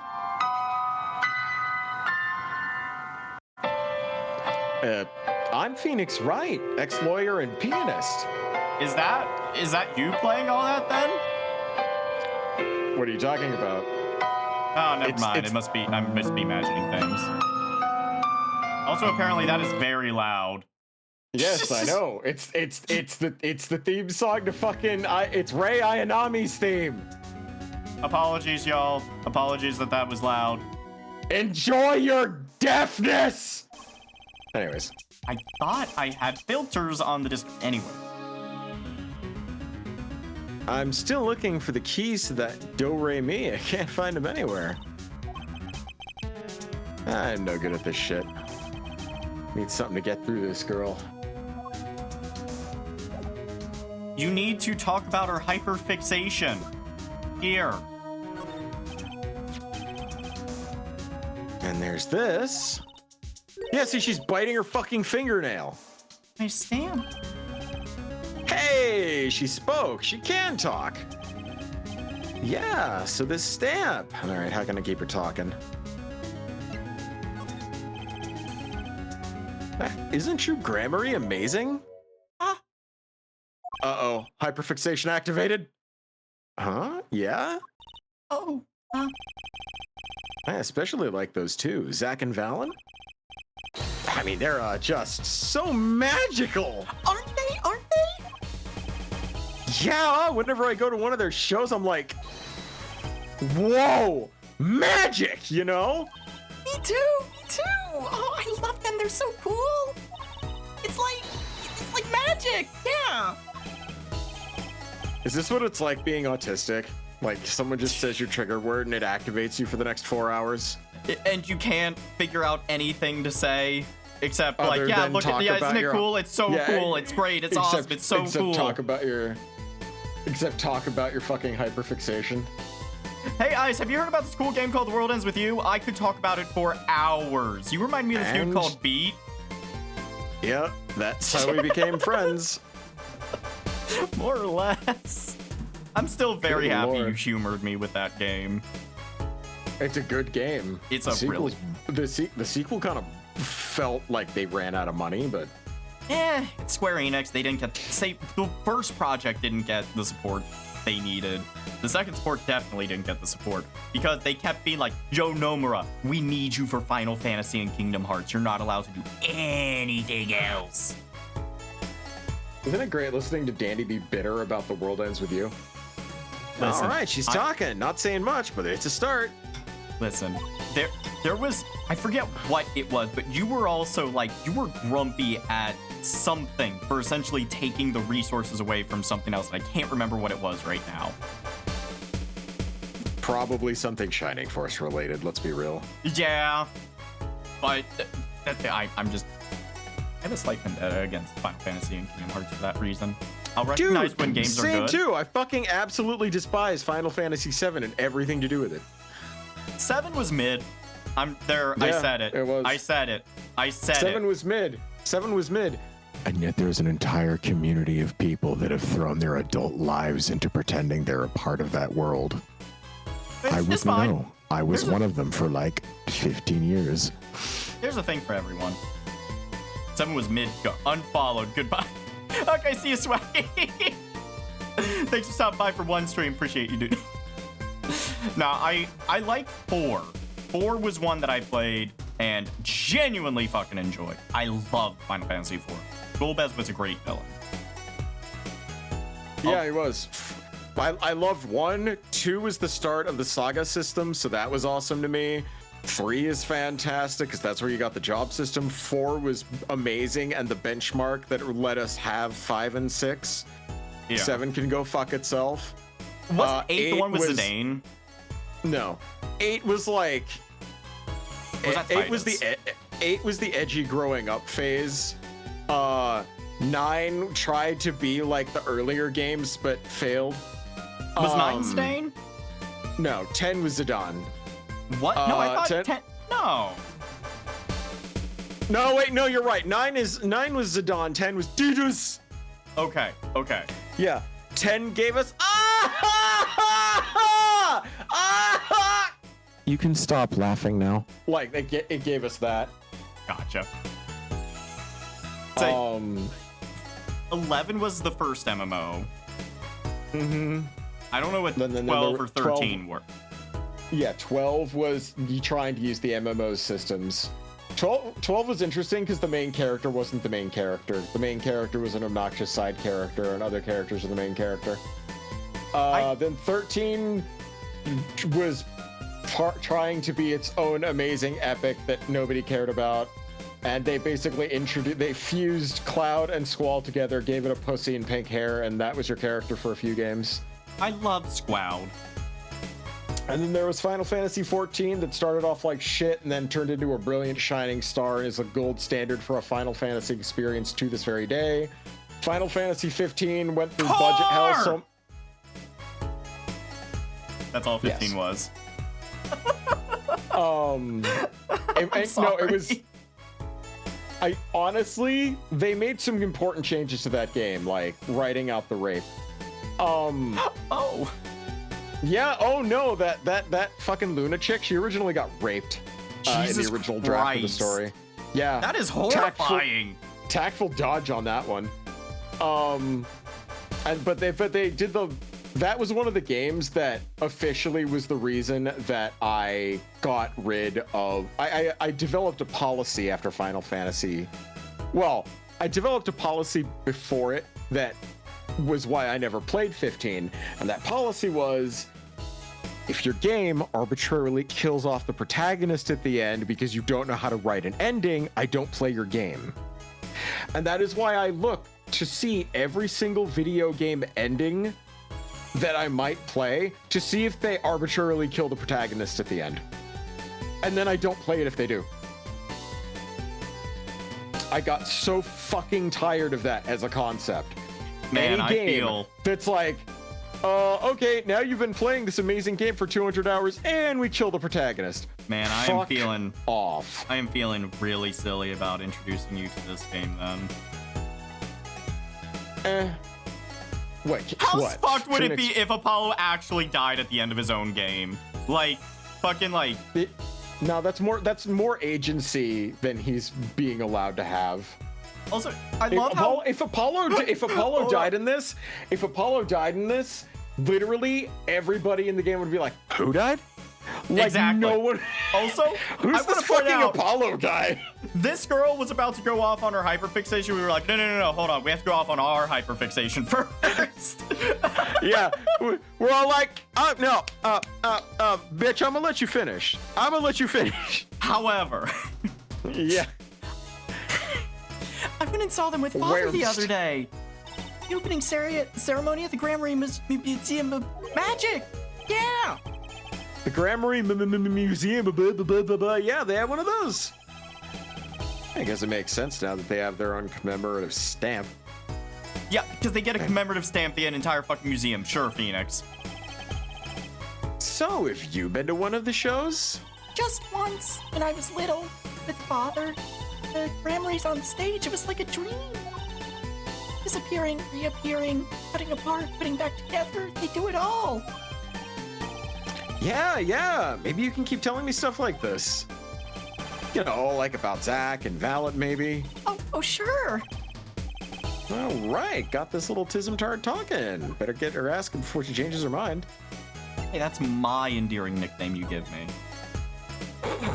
I do not call you a Tismtard. You're too good for that. I only call the ones that I don't like that. Wow. I don't go outside much. No shit! I like the paint in here. Yeah.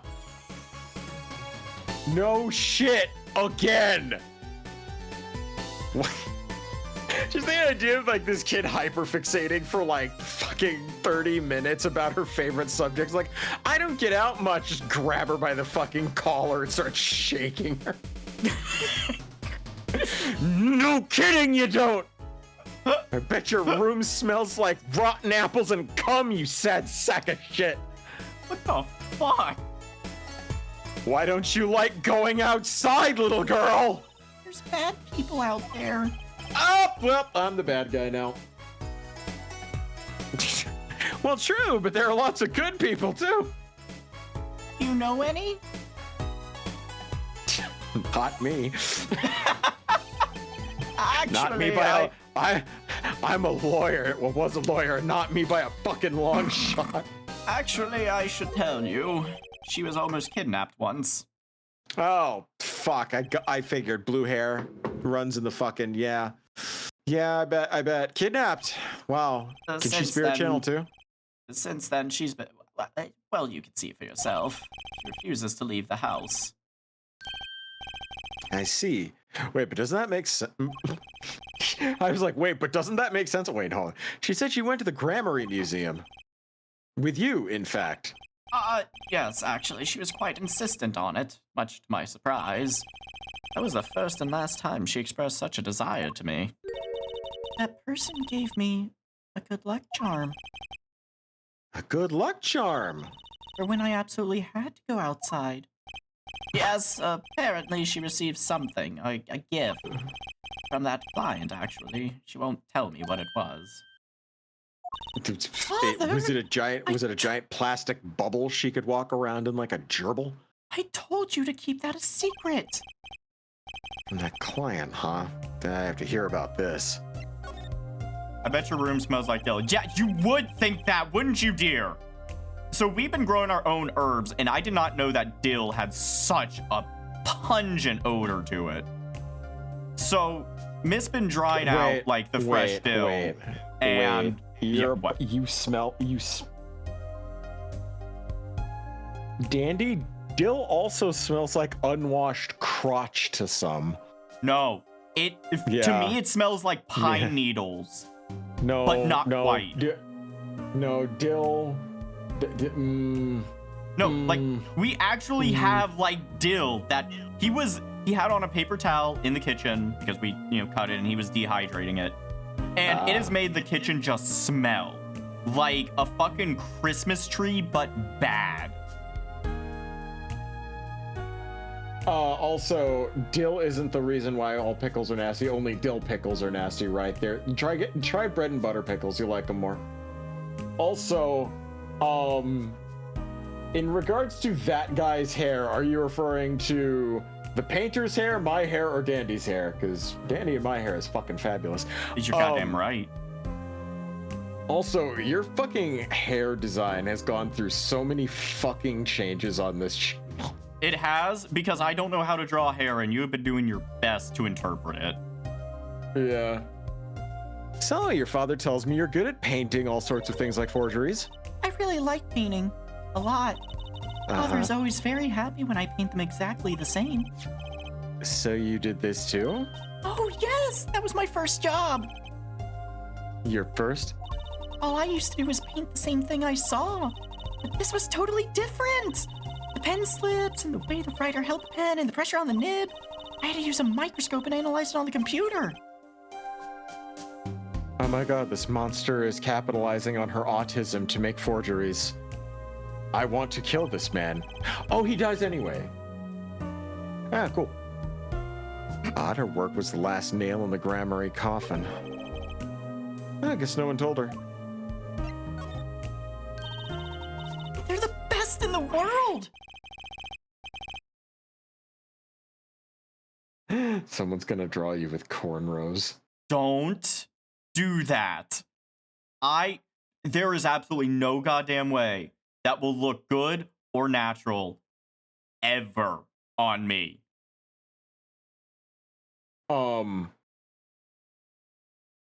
I am, oh my god, that reminds me of, okay. When I was in the 5th grade, there was a classmate that I used to hang with.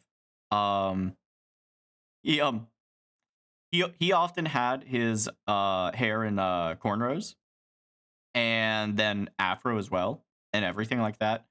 And I asked him one day, and I was like, "How do you make your hair do that? I want my hair to do that. It would be so cool to have an afro like you." And he replied, "Oh, your people can't do that." And I was like, "What do you mean?" He was like, "White people hair don't do that, dude." And I was like, "What?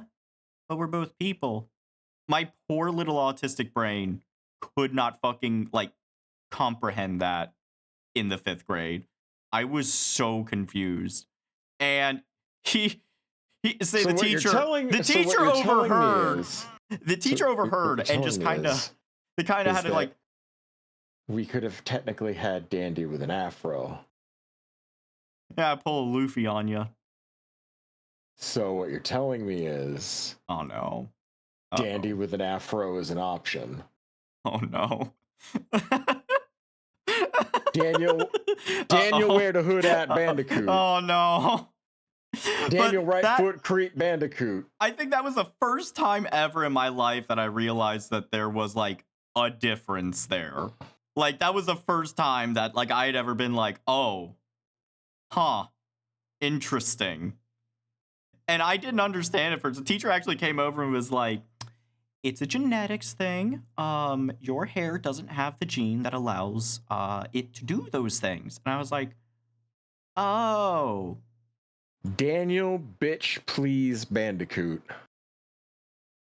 Daniel sexual eruption Bandicoot. Draw 2 versions of Dandy, one with an afro and the other with cornrows, and then just put the title of the Boondocks as they stand side by side. Daniel bad decisions Bandicoot. Daniel gin and juice Bandicoot. No. Dude, Daniel pimp Bandicoot. I am so white. You don't understand. There was one time when Daniel the shiznit Bandicoot. There was one time when my 4th ex was sitting there watching the Boondocks, and I was watching it with him, and I just like in the middle of it, like looked at him and was like, am I allowed to be watching this? He's like, "You are so sheltered. Shut the fuck up." Dandy, I just want to point out something. Yeah. If you know how I told you I spent a lot of time in the hood? Yeah. Every single one of those middle names I gave you was a fucking Snoop song. I didn't even know. Oh,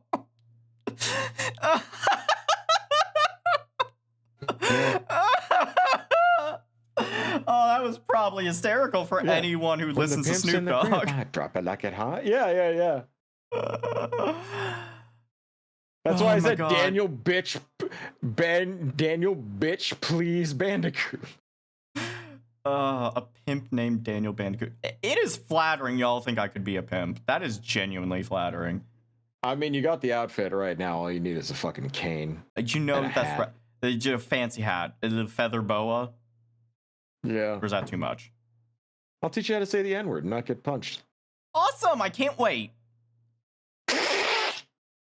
Hearing your white ass say that. Hearing your neon white ass say that.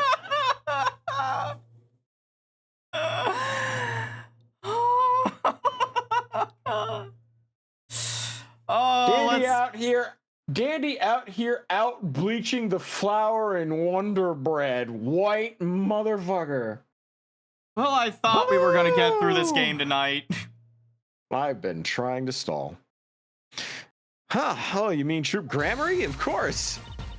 Father gave it to me. Whoa, we don't, that's a totally different problem. We're not gonna give it, we're not gonna go into that one. Just like X gonna give it to you. No. Fuck off. Fuck me. off. Oh my god. Your father? But I asked him about it. He didn't know how you got it. I guess I just took it. I don't want to hear about a kid that young taking it. It's just... You know, Father got a letter from that person. That person? You mean that letter was from the client? Oh, we talked about the Grammarys forever that day. I'm sure that's why I was sent that stamp. I didn't want to just send it back, so I took it. They're a sneaky one, this client. God, now Chad is just putting your name to raps. I've created something. Ooh, I've created something new and juicy to exploit. So they were trying to get on our good side. They just put my fucking face on the fucking like album Straight Out of the Suburbs. Oh, that would be powerful. Daniel X go and give it to you, Bandicoot. Bro, I wish I could be that hardcore. Daniel Damien Bandicoot. So, you met this person that asked you to do this job. And you talked with him? So what's this about a good luck charm you received? I can't talk about it. Huh? If I do, it won't work anymore. That's what I was told. Yeah, but I really, really have to know.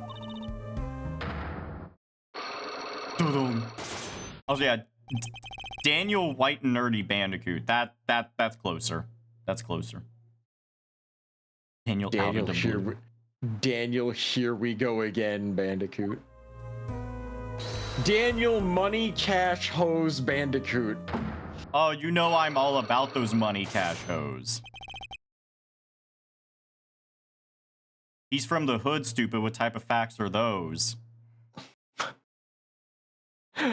Oh man, I want to do a fucking Tupac Shakur album song, but I can't say it because it has the N-word in it. I need you to understand. The only way I know any rap is Linkin Park did a collab album with Jay-Z, and that's about all I know. Oh, that's milquetoast as fuck. I know it is. Bask in my whiteness.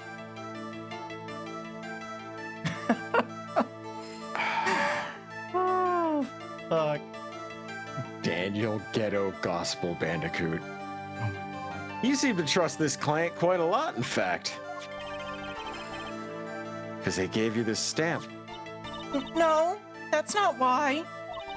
They listened to me. My problems. People don't usually do that. Oh, Jesus. Oh, Jesus. The problem that keeps her inside all the time. Don't go outside if you don't want to. That's what they told me. But when I absolutely have to go out, all I had to do was use a good luck charm. A good luck charm that your client gave you. I know what your client might have given you, actually. Is it nail polish? Now, I want to point out, this is the bottle of nail polish we pulled from the cell, so we literally took this from the future to come back here, even though this is all a simulation. I hate this plot hole. I hate this game. This is what they gave you, wasn't it? The same bottles over there on your desk. In case you were wondering if he was just pointing at the bottle on the desk. No, this is his own nail polish that he took from the future.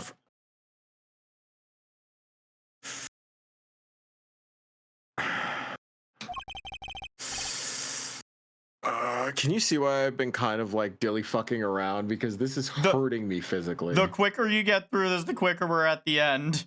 This shouldn't be like pulling teeth! No, I know. But we Good need to get back to luck charm, right? Apollo! Fuck Apollo. This game's ass. Uh, Your good luck charm, right? No. I heard once cosmetics were once thought to ward off evil. This is a magic bottle. It has the power. Of course it does. Don't you look at me when you just shoved a Magatom in my face. Woogity woogity woogity woo.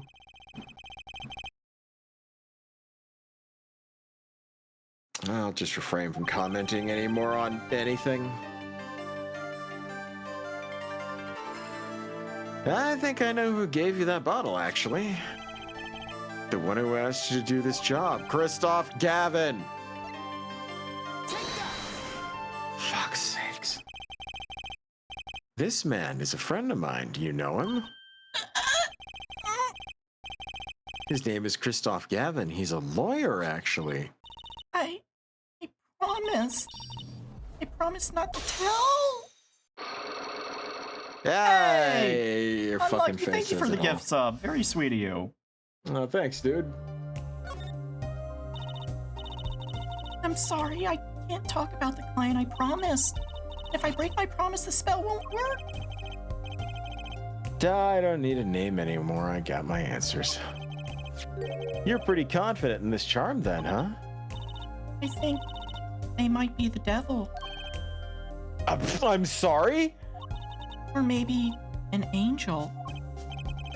What the fuck do you mean? I saw it. Or I think I saw it.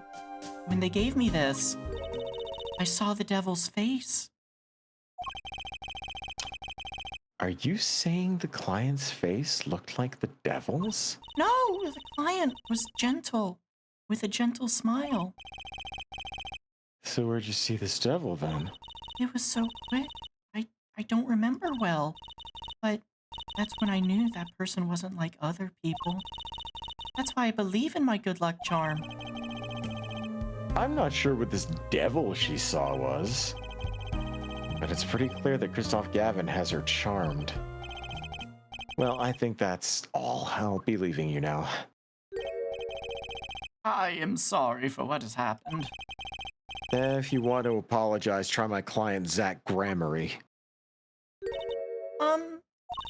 Did I do something bad? What makes you think that? Your eyes. They're sad. Very sad. I'll put on my smile next time I come by. I promise. I hope to see you smile then too, Vera. Oh, okay. Take care.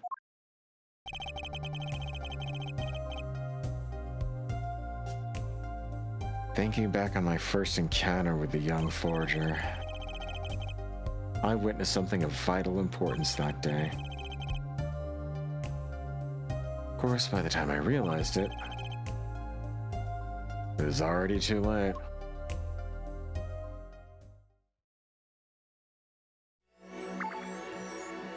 Yay!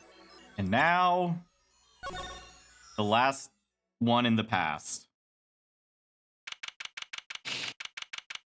7 years ago, detention center, visitor's room. Oh, this douchebag. Yup. Oh, I need to get a drink. My throat's dry, and I literally can't do his voice.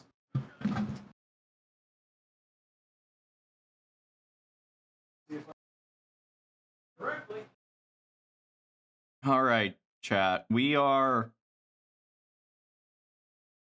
we're getting closer. We've dicked off so much that actually this may go into another stream. How am I doing today? I'm doing good. I'm doing good. Say work was a little bit of a struggle. The code has been a bitch for the past 2 weeks, but getting through it.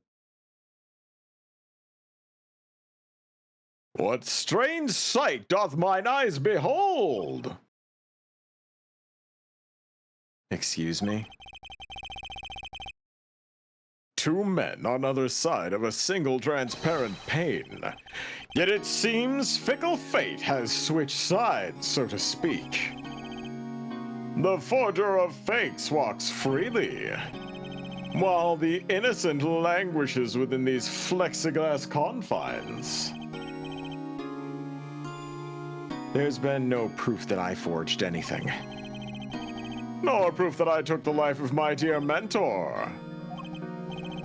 Yet these chains cannot hold me for long. The stage awaits! And what, may I ask, awaits you? Little piano and a cold little hole in the wall. But since you're here, what shall we discuss?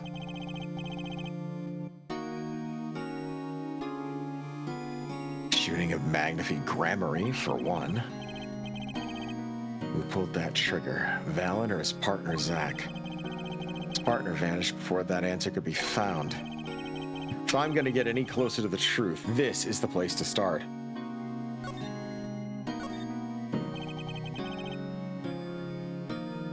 I have to hand it to my partner. Whoops. I have to hand it to my partner. He knows how to make an exit. That's talent. Yeah, he made my attorney's badge disappear, and he never even touched it. Glory's spotlight always leaves someone weeping in the shadows. Yet his very disappearance is itself a revelation. Revealing what? Zach Grammary killed Magnify. It's as good as a signed confession. It's certainly been public opinion's take on it. I grow tired of my cage, and the time of my release is near. I must go and prepare. Planning on jumping back into magic right away? As long as an audience waits with bated breath, I don't think that's the right baited. That's how you spell baited. Like, oh, wow. With bated breath, that's actually how you spell it. There will be Valent, and also... It looks so weird, though. Yes. Now that my partner has disappeared, Magnify's repertoire is mine. Valent Grammary has a tradition to uphold. Is that true? Seen in this light, the trial was quite good to me, verdict or no. And you can't pay for that kind of publicity. There's something about the way he spins that staff that don't seem right to me. Yeah, it's weird. There's a lot of weird going on. It looks like it... Does it not clip through him when he does it? It feels like it should. Like it's rotating... Like it should... It rotates counterclockwise. Yet he... Fuck this game, man. The suspicion on you hasn't lifted entirely, Valent. After all, you received one of those letters too. You were just as obligated to follow Magnify's instructions as your partner.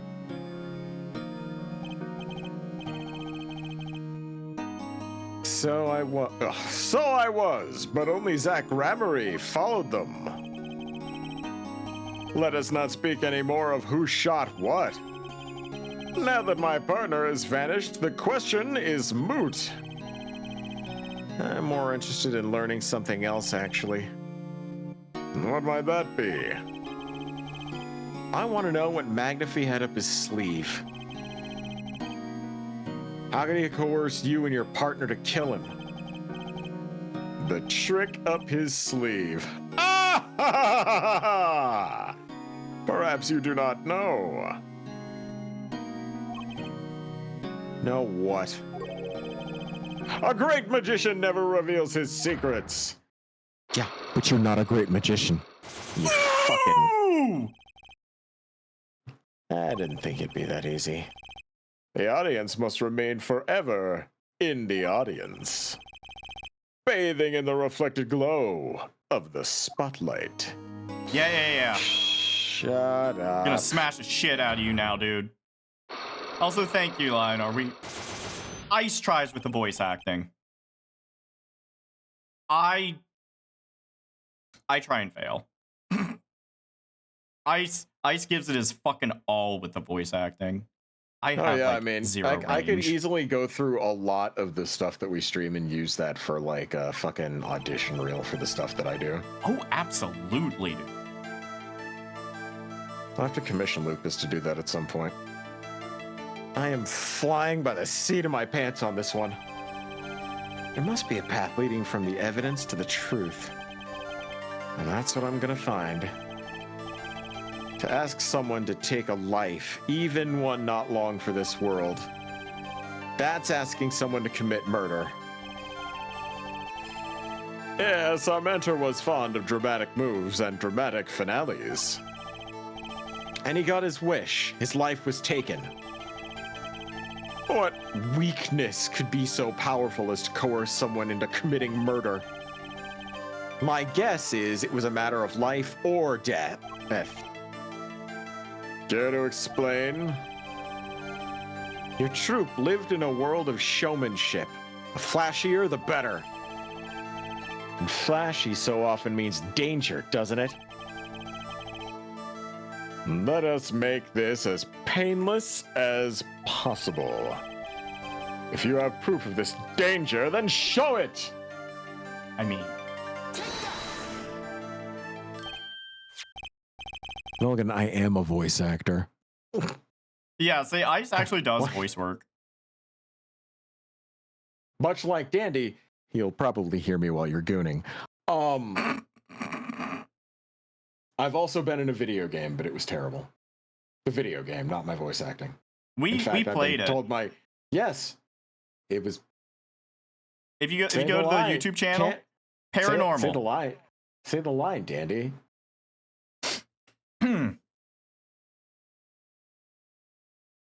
California is a great state. God. It's just, I'm sorry. It's that moment where it was like your amazing voice acting that you were giving your all to like give this really emotional monologue, and then it's immediately cut off with California is a great state.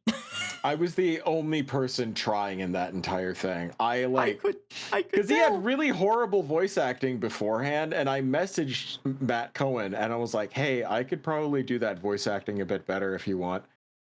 And that is actually how I got voice acting jobs in the past. I would see stuff that had voice acting that was terrible, and then like a big dicked asshole, I would contact the creator and then literally my pitch would be, hey, the voice acting for this fucking sucks, so I redid some of it. This is what it sounds like. Tell me if you want the rest. And that worked for me on multiple occasions. I eventually evolved tact. Yeah, eventually. Only an itty bitty bit though. Tiny bit. Fuck you! No, I still married your ass. Oh, as he was saying something, I thought you. I just find the whole thing funny as shit. No. I said I eventually evolved some tact, just a tiny bit, and as he from the distance just said, "Bullshit." Oh God. Why, that's one of ours. Specially designed for your show, I gather. A single bullet. One shot. What are you suggesting? We're magicians, Mr. Wright, not murderers. I'm not crying murder, Mr. Valent. I'm crying something far more tragic. An accident. Ooh. Zack and Valent's quick draw shoot 'em. How long has it been since those shots were last heard? Was the shoot 'em canceled because someone might get hurt? Of course! What other reason could there be? Well, it could have been canceled because someone had already been hurt. Fascinating, my Faustian forging friend. But tell me, what can you prove with a single pistol? Well, tell me what would have happened if there had been an accident. What if one of your bullets took a life on stage? The performance of magic is not concerned with what-ifs. It is concerned with precision. Precisely whom do you claim we shot? Oh, looks like I've chosen the right path. Let's just hope he walks it with me. A life was sacrificed so that the show might go on, and this is who it was.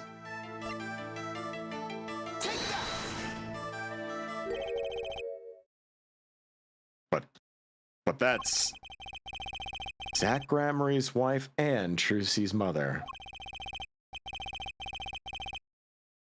Thalassa, I believe, was her name. Alakazam! But how can you say this? How can you say that she was struck by one of our bullets? Still in denial mode, huh? Thalassa was the greatest risk. Thalassa was at the greatest risk of being shot. And this clearly shows just how much danger she was in. This stamp! Troop Gramarye's performances were very, very popular. So popular, they even made a commemorative stamp at the height of your fame. We were not merely the latest craze, we were an age! A golden era! And it's all here on this stamp. Darby Thalassa, yes? Ugh! Trucy's mother is missing, I hear. What happened to her? I don't know. Part of his memory is still locked up. There is one thing you're failing to address. What's that? As you say, our troop was a world unto itself. If our leader Magnifi was so inclined, he could hide anything he wished with ease. But Mr. Wright...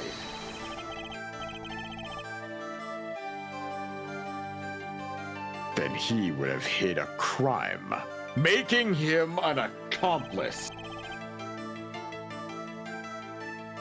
Not a great foundation for blackmail. Alan's got a point. One of the troop members died in an accident and Magnifi covered it up. His innocence would come into question. Found the right address, Mr. Wright. I am so close. There has to be something. Maybe about how Thalassa's death could affect Zack and Valiant's relationship with Magnifi? I see it in your eyes. You still have something to say. How can you possibly prove more than you already have? No, I'll prove why Thalassa's accident tied your hands so completely. I think... Yeah. It's gonna take a little knowledge of the players to crack this one. The accidental death of Zack's wife tied both of your hands. And this information proves why Magnifi held so much power over you. The daughter of Magnifi Gramarye. It wasn't a question of who shot Thalassa. Thalassa herself was the problem. What do you mean? She was Zack Gramarye's wife, Trucy's mother. And Magnifi Gramarye's only daughter. There was a terrible accident. And the two of you killed your mentor's only daughter. If that wasn't the key to Magnify's power over you, I don't know what was. It was an accident!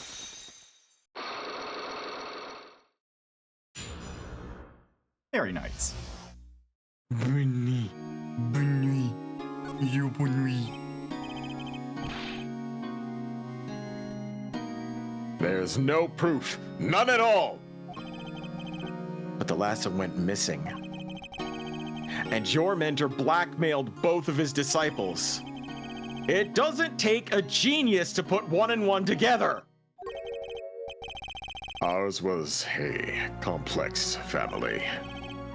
You mean Troop Gramarye?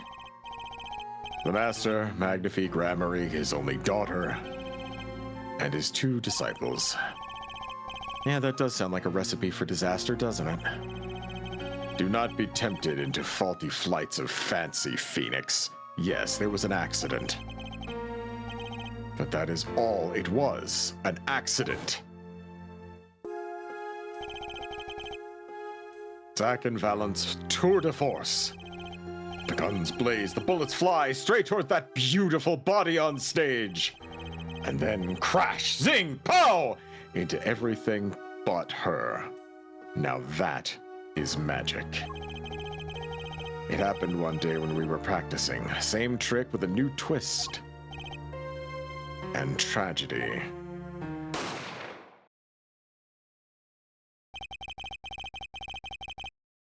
Ooh, what you say? Oh my that God. It only went well when you call it in. Ooh, what you say? Oh, then it's all for the best. Sorry, what? But as for who's...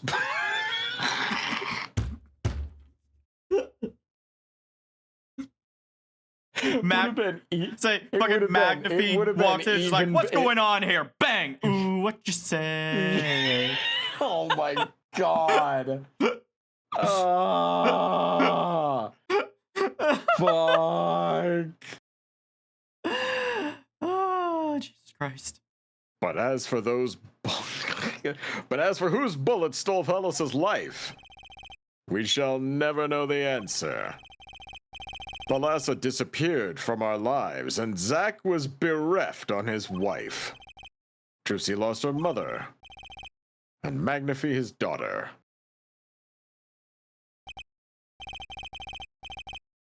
And that led to blackmail, I take it.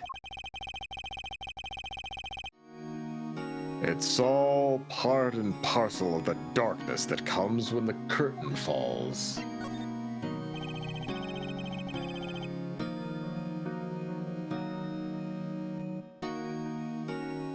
Why did Magnify Gramarye try to cover up the accident? It was his own daughter who died. All I can say is it was a critical time for Troop Gramarye. A passing of the torch from Magnify to Zack and Valent. We all sacrificed so that it might be a success. Valos' death. That was the greatest sacrifice of all yet. Even when her life was extinguished, her presence was not. What do you mean? In time, we, myself and Zack that is, found we could no longer oppose Magnify's wishes. Magnify forced us to perform his art for his benefit. I see. I guess I can understand. I mean, he did lose his only daughter. But do you not find cowardice in his actions? Huh? To decide to hide the truth of your own daughter's death is one thing. But then to hang that death as a guillotine above our heads. Things were dark behind the scenes in Troop Gramarye, that's for damn sure. Does Trucy know? She was not told, naturally. Who would want to know that their father might have taken their mother's life? True. I had not thought of that accident for a very long time. I'm sorry to dredge up old memories, but this has helped a lot. Well, not to find Magnify's slayer, I should think. True.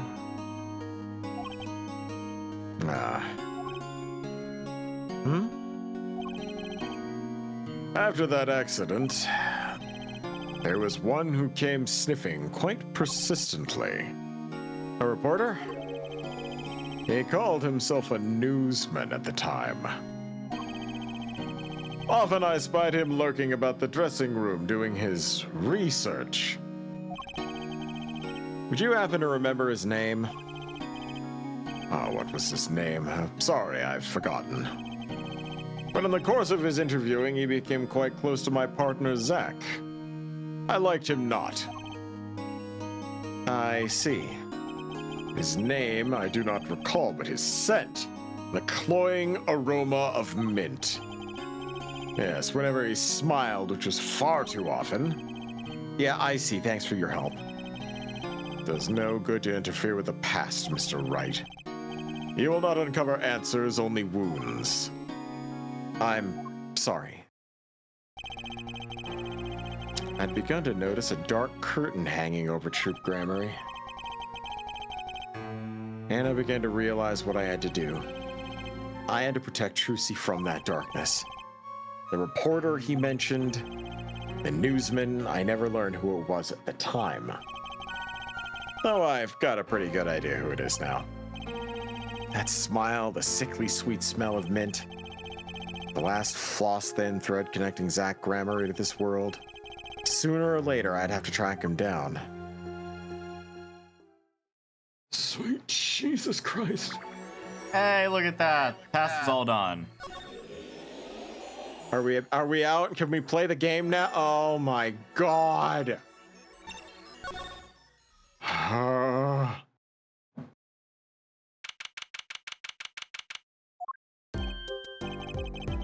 fuck me. One last bit of torture.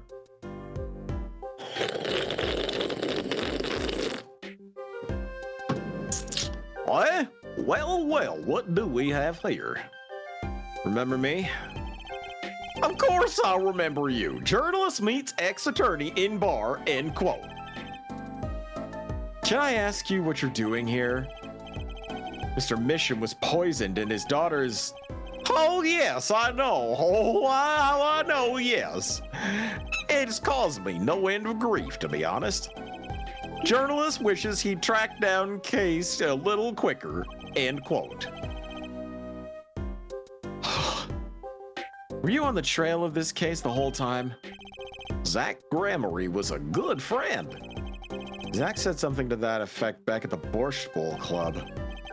What a character! What a man! If a little, no, a lot, no, extremely rough around the edges. You think I could ask you a few questions? Oh, are you serious? I mean, I'm usually the interviewer, not the interviewee. Journalists ask questions, not other way around, end quote. Fine, shoot, I don't care. People have been asking me all sorts of shit lately. That one just slipped out. It was tragic what happened to Drew Misham and his daughter. Forgery is a serious crime and they paid the price. You know what really did them in though, don't you? Yes, a forged diary page.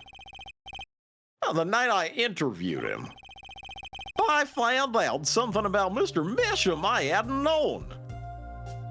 Let me guess, Cyclops. You know, he always felt like he was being watched. Every day for 7 years, wall have ears, potatoes have eyes, end quote. Being watched, you mean he felt guilty? No, I am not talking about failings here, Mr. Wright. I mean literally. You know, I felt watched too. The whole time I've been on this case, no less. Journalist gets tingling sensation on back of neck and bottom of balls. Freaks out, end quote. Because you felt guilty? Why would I feel guilty? You felt like you were being watched, huh? don't know what that all means. Drew Misham felt like he was being watched. And you, along with him. You sure it wasn't just nerves? Oh, nerves? No, it's nothing so mundane as that. I stopped paying attention to my nerves a long time ago. I felt it too. Journalist sure he is being watched, end quote. Don't you wonder why Zach Gramery got rubbed out after 7 years? I'd use different phrasing, but I rubbed one out just this morning, right after coming into contact. Fuck. do you think he uses that? Do you think he uses the toothbrush to pleasure himself? Oh God, I hate it. Why did I say that? Why did I say that? No. Oh God, I am so sorry.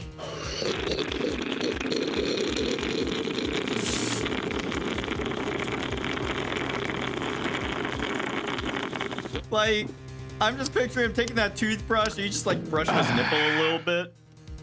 Oh God, it's so vile. Lupus, I'm gonna need you to fucking timestamp this one and just somehow figure out a way to embarrass Dandy as much as physically possible when you bring this one out. No. Yeah. He brushes his prostate. Yo, Chad is freakier than I am. Why did you speak the intrusive thought? I'm a streamer. That's literally my job, is to speak the intrusive thoughts. Dandy, I just want to point something out. You think Chad is freakier than you. I've known Dandy for several years. You guys are not even a drop in the bucking fuck it compared to some of the stuff that comes out of this guy's mouth. Remember, he's the one that gets his dazzle razzle to the idea of having his plumbing checked by an anteater schnoz. This is not a normal person we're talking about. He got long tongue. Shit!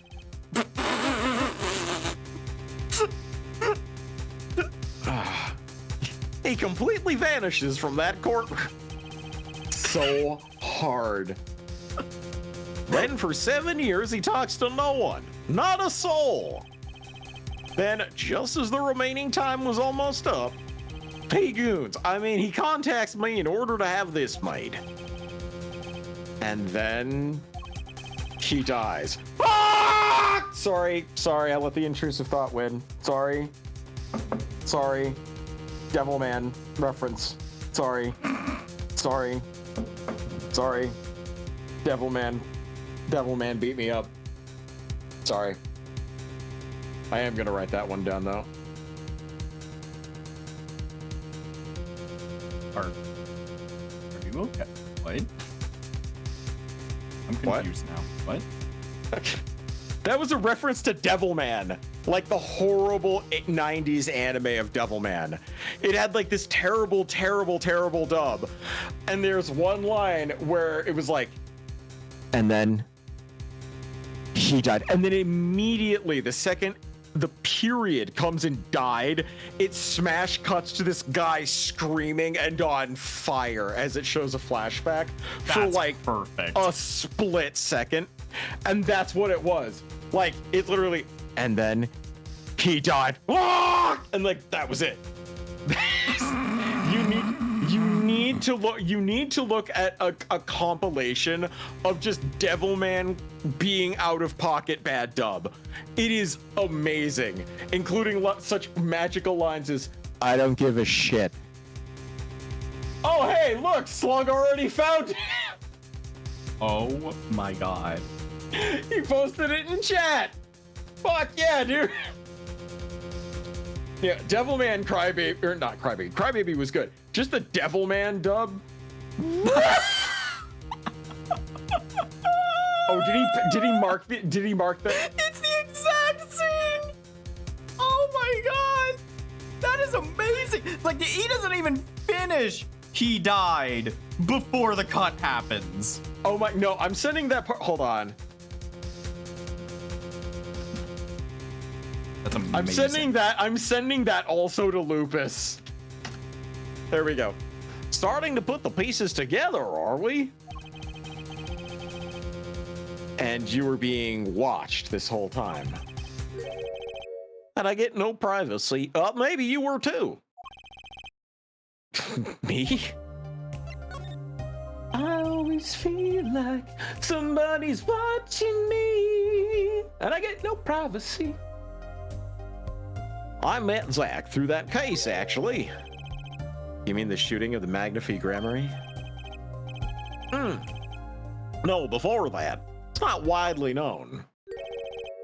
You mean the accident during the quick draw shoot 'em practice? My, you're well informed.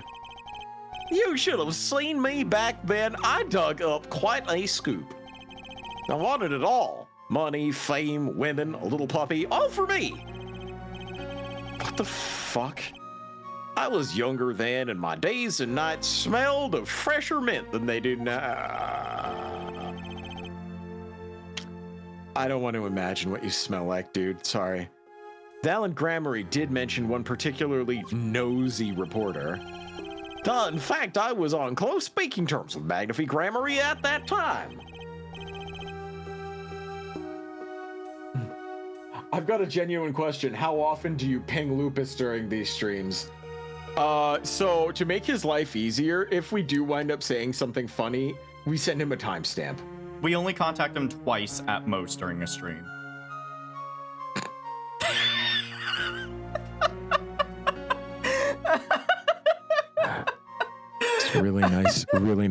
It's really nice to know that you've established a concept of lying to our fucking audience. That's cool.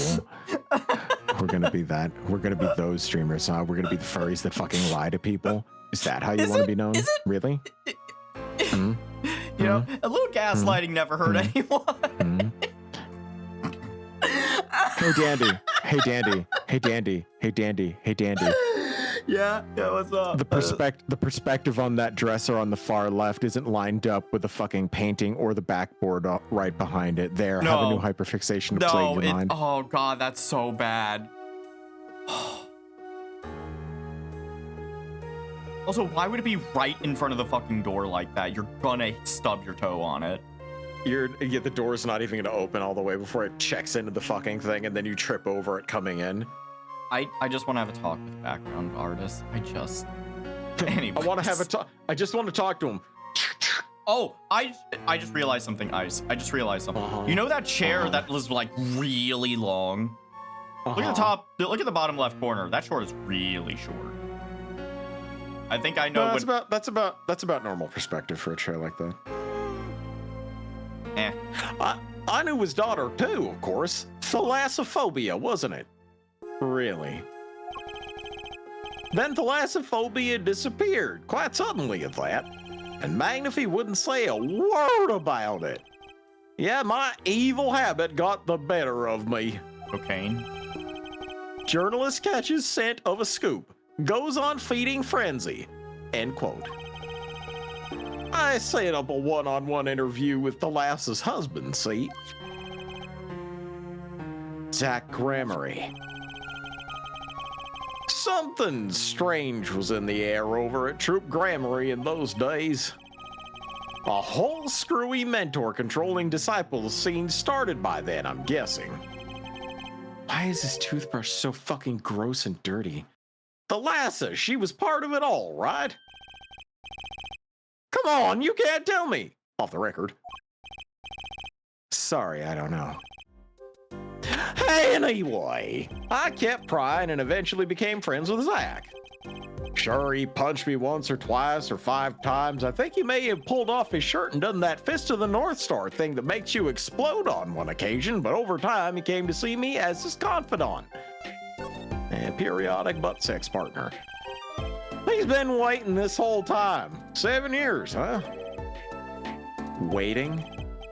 For his big comeback, of course.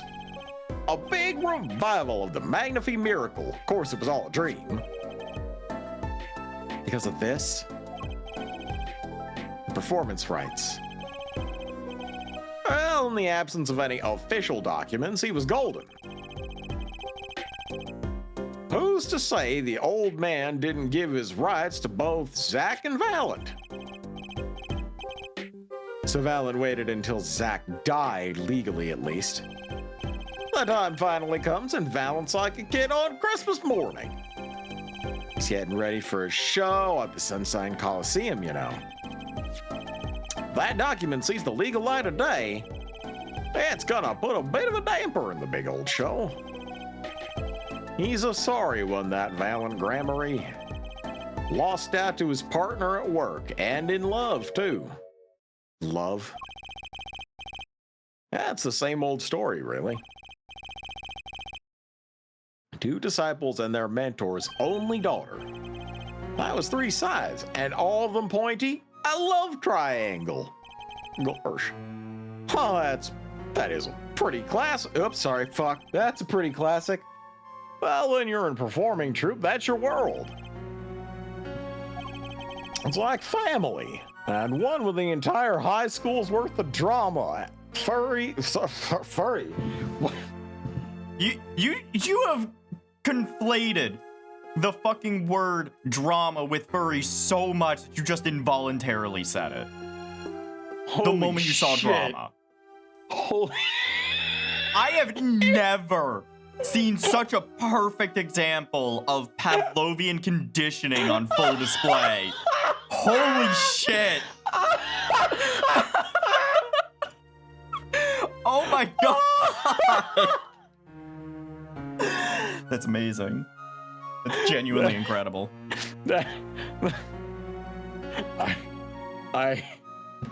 I'm so sorry. Oh man. Oh, fuck me running, dude. It's been a hell of a day. One with an entire high school worth of drama. I can't believe I stuck furry in there. Intrigue and backstabbing. And in the middle of it all, this Thalassa has truce. And then she dies.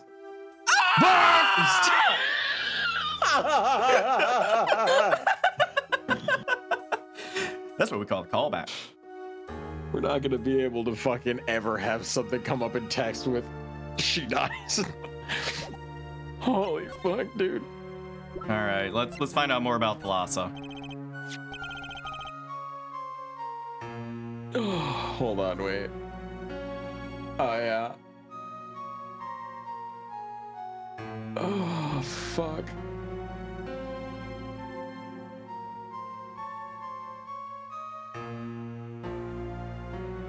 Mr.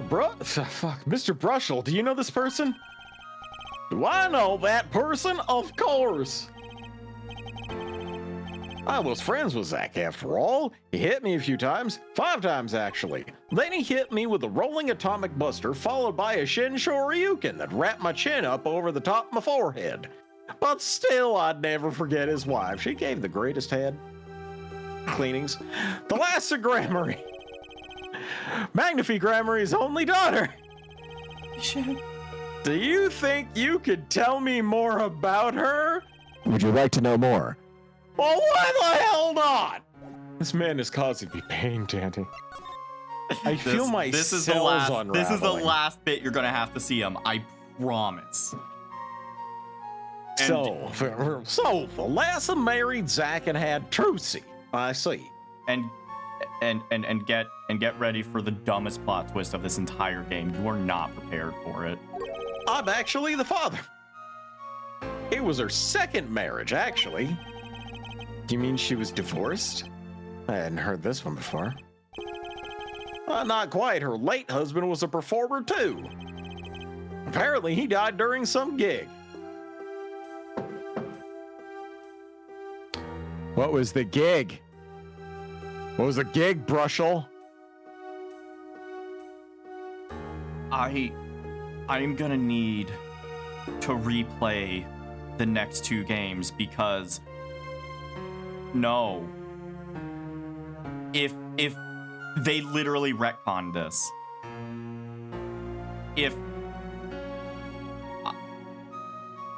We'll keep going. Tragic, really. They had only been married 1 year. I didn't know. Oh, but she was a beauty. I still carry a portrait photo of her around, you know, because I'm creepy. Boy, that lens flare on that earring sure is an interesting thing. Hey, why does she have the exact same fucking bracelets that Apollo has? off! Fuck off! No! Really? No! No! That weak? It's that flaccid? Nah. Bullshit. Bullshit. No! You say something, you motherfucking bandicoot, I swear to God. What price? Oh. What bracelets, Ice?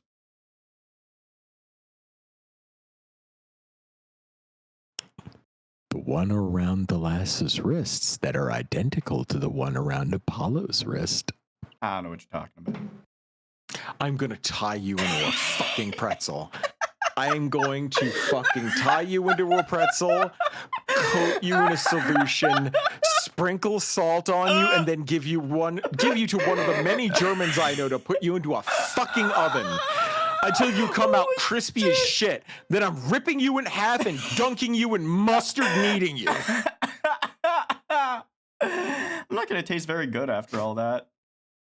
That's how you make a pretzel, you sausage!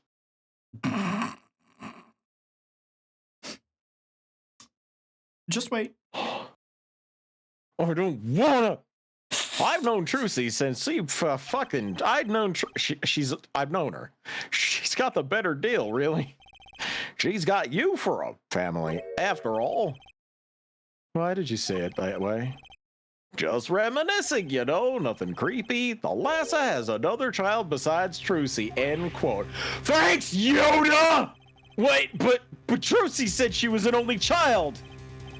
Oh yeah, this one she had with her previous husband. Her previous husband? Her first husband who died during the performance? Yep, they had themselves a kid. Another orphan now. I am coming unraveled. That's another one who slipped through the cracks. No idea where they are now. The last had another child. Do you think I could borrow that photo? Sure, I can be generous on occasion, you know. I will not punch you square in the fucking mouth. I don't need this locket anymore. Better return it to Trucy before I forget. People and events all get tangled together and get bigger and bigger. Don't you think? I was too busy wondering about bigger to listen to what they were saying. Sometimes you just got to accept what you won't be able to untangle it all, I think. Maybe so, but still. I have to do what I can. And I have to tell what I find to those who come next. Next, you say? I'm not the one who'll close the curtain on this little play. Apparently that's not my role anymore. Oh, don't worry, it will be, Phoenix. You get to hog all the glory from now on. Magnify. I was just wondering what Magnify would think of all this. What do you mean? Haven't you seen it in Trucy? She's got his power. You mean how I can't lie to Trucy? It was the same with Magnify. You see, he's a key bearer. Oh wait, sorry, wrong use of that voice. Sorry. And with his daughter Thalassa, it's a strange thing. You think it's some grammar, Gene? Magnify told me once back when Zach married Thalassa. Oh my god. Oh, that's... Oh, that's why Apollo can fucking do his thing. Oh my god. I'm gonna throw up. This writing is so bad. Remember when I said it was the stupidest plot twist? You know in like Yu-Gi-Oh battles where you see their life bar tick down in real time? It's like ding, ding, ding, ding, ding, Yup. ding, ding. That's my fucking IQ. What if I told you it gets dumber?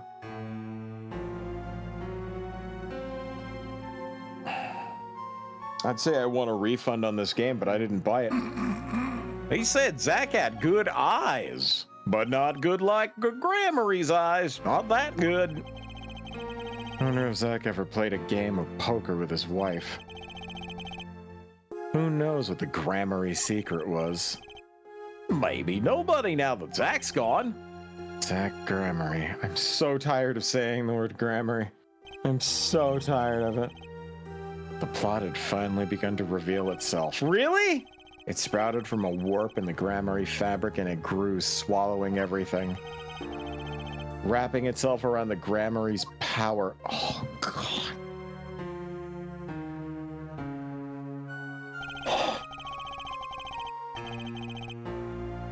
A power which passed from Magnifique Grammary to Thalassa. To the next generation. And I would once again need to meet the one who bridged it all together. Okay, so we talked to Brushel during the case where Mission was poisoned and everything. So now we're gonna go back to the past to talk to Zach.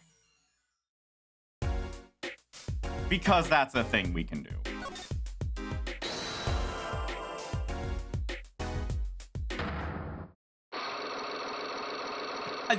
There's a lot of people that say this is probably the dumbest investigation segment in the entire series because they introduce time travel.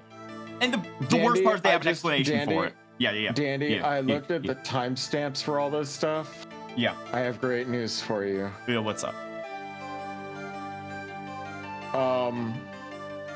We have like... I know. We can stop. We have literally another stream's worth of content out of this nightmare. There's 2.5 hours left, and I am not sitting through that. What do you mean there's 2.5 hours left? Are you white? I am looking at a speed playthrough of this game. I'm looking at the time bar. I looked for a picture that showed stuff that we had already played, scrolled to where I saw something new, which is this scene right here, and I am looking at the time bar. It says 4 hours and 40 minutes there, and then I looked to the end where it said 6 hours and 13 minutes, which means we got like 2 hours worth of extra content. They put that. You know what? I'm gonna trust you. We'll do this Psyche Lock segment, and then we'll call it. But I don't remember that much fucking padding. I need you to understand. There are literally 2 more conversations and a single testimony, and that's it. I can show you. No. Like I said, well, I trust you. Let me show you. I have learned that my sense of time is not good with Ace Attorney. So we're gonna just have to knock this to next week. Well, let me show you. Like, this is a. No. This is a 6 hour and 14 minute long video. Yes. I screenshot, look at where the bar is, and that's at the very end of that thing with Trucy. Holy shit, they actually... Well, wait. That's an hour and a half. But still, I see your fucking point, yeah. Yeah, it's 4:43 there, and then it ends at 6:12 or 6:13. So our options really, at this point, are we go for 4 hours tonight, or next week we go for 1 hour with this, and I have a backup 100% plan. That sounds like a great thing, because I am at my wit's fucking end with this, and my throat hurts. Okay, last Psyche Lock segment, and then we'll pause for tonight. Ugh. I have to know more about this power of Trucy's. It's like she could see right into people's minds. The first time I saw her do it, it blew mine. And after you were done having your mind blown, you took her to play cards with you. Gotta use the resources at hand, I always say. Yet, I myself have no such power. If Trucy does. Why's that? Maybe Trucy got her power from her mother, Thalassa Grammary. I will not speak of that. Thalassa is officially missing, correct? And I think I know why you don't want to talk about her. Could it be because she fucking died?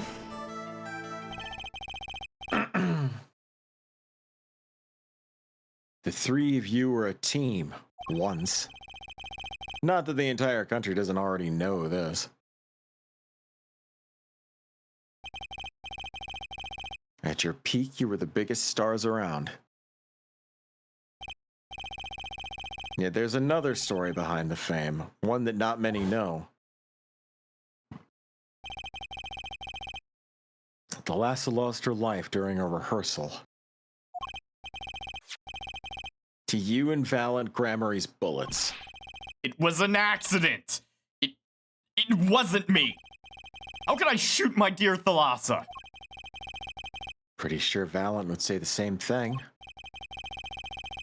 Why, it's just like another murder I might mention. Damn you. Her eyes. I loved Thalassa's eyes. To think they could read my mind was frightening. Yet there was a warmth in them that I felt. Like an embrace. She is dead and Magnifique Grammary has joined her. So the only one with her power left now is Trucy. Mr. Zach? I do not know. I don't need any power to see through that one, buddy. So there's someone else, someone other than Trucy. Someone who inherited Thalassa's power. How would I know? My chances are slim. It'd take a miracle to learn the truth. Or maybe one has already occurred. There is someone else with the power, and I know who.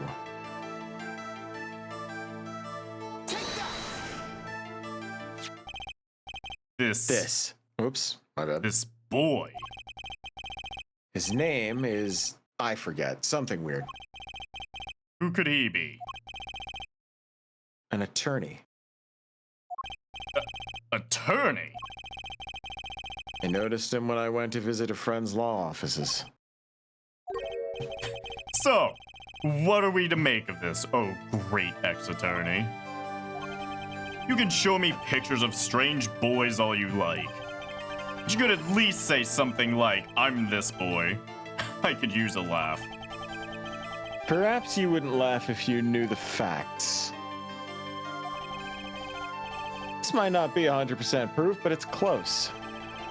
There's a link between this boy and Thalassa. Actually, it's more of a ring. A ring? Perhaps this will refresh your memory. I just so happen to have evidence showing this missing link. That he got several months after Zach was killed. So God, he it's brought so awful, another dude. piece of evidence back to the past. It's My favorite so part. bad. My favorite part is that they explain this. They do explain this of why Phoenix is just magically pulling evidence through time, and it makes. We'll get to it. We'll get to it next week. Actually, I know something. Your marriage to Thalassa was her second. How did you know this? Her first husband, he died a year after they were wed, yes? He was a performer. They met when he joined us Grammaries as a guest in our show. After Thalassa wed him, she left the troupe for a while. You say she had a child then? Yeah, I have a photograph of her here. Couldn't help notice that she was wearing when I first saw this. Those bracelets stand out. They are a Grammary family heirloom. This boy. He wears a bracelet just like the one in the pictures. What? So, that's why. Why what, Mr. Zach? I took this photograph of Thalassa before she left us. When she returned, she wore only one bracelet. And I know where that other one went. She gave it to this boy, her son.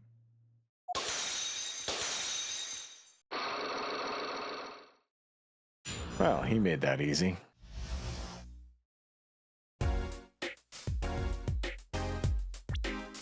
Well, Oh, Christ, that was awful. so we've just found out that Apollo is Thalassa's son, which Yep, means guess the secret psychic. he and Trucy are half siblings.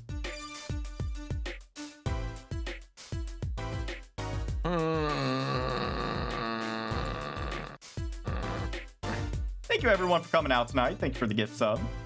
Thank you just for enjoying us with this fucking gas leak of a fucking case. I hate this. I genuinely hate this. To say this writing, I'm like, I saw what they were going for with this. They could have wrapped it all up in a wonderful way. But they just didn't. And the best part is, they also laid the foundation for a plot line that plays into the 5th game that they just completely fucking abandoned. And when we get to the 5th game, I will rant for probably about 30 minutes about it. Because like I said, I have an entire game theory episode prepared about this. And I'm shocked and appalled that no one is brought to light. So, I guess I'll have to be the one to do that. Anyways. It's so... It's something, isn't it? I normally don't have moments where I'm like, please make it stop, because of how bad something is. But like this Yeah. this is just not like I was sitting there and the jokes are just coming out, not because I was trying to be funny, but because like the material presented itself and it otherwise was just like so bad. Oh yeah. I didn't realize it when I played this game in the past, but now that I'm voice acting it, I'm realizing just how unnatural it is to read some of these lines. You know? Like, Yeah, it's garbage. even for certain characters, it's just the English words don't flow like that. It doesn't, I don't know. Maybe I'm being a little too nitpicky, but hey, Dandy, what up, Zippy? I wouldn't say that, Dandy. I wouldn't say that at all. But I'm still having fun with this. I love how you and chat both simultaneously exploded when it was just like, why is she wearing the bracelet? Is there fan art? That's a good point. Is there fan art? Uh-oh. Yes, there is. Quite a bit. Oh, no. Oh, no. Ah, no. Why? For what reasons?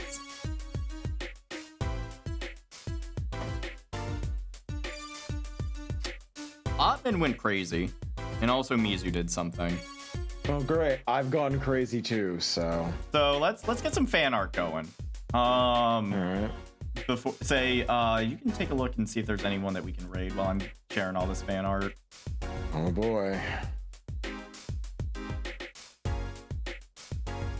So here's something from Ottman. Ice is getting brushied by a toothbrush. I can only imagine God. why. Oh god. Let's see. And this fucking cursed abomination. Oh boy. So here's if I had an afro. Oh god. Oh god. Oh, I look like a God. fucking Wooly Willy. I love it. It's so cursed. I love it. I love the fucking pick. Like, bro. Yeah. Bro.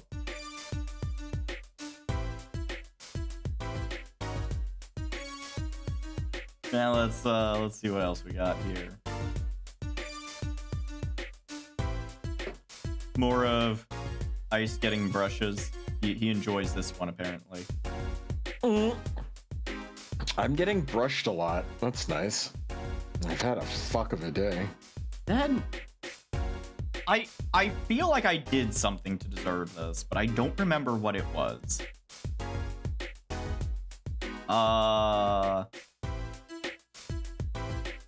You are smashing me with a mallet, apparently. At least I think that's me. That's either me or Brushel. I can't tell. I think it's probably Brushel, the glasses. Yeah.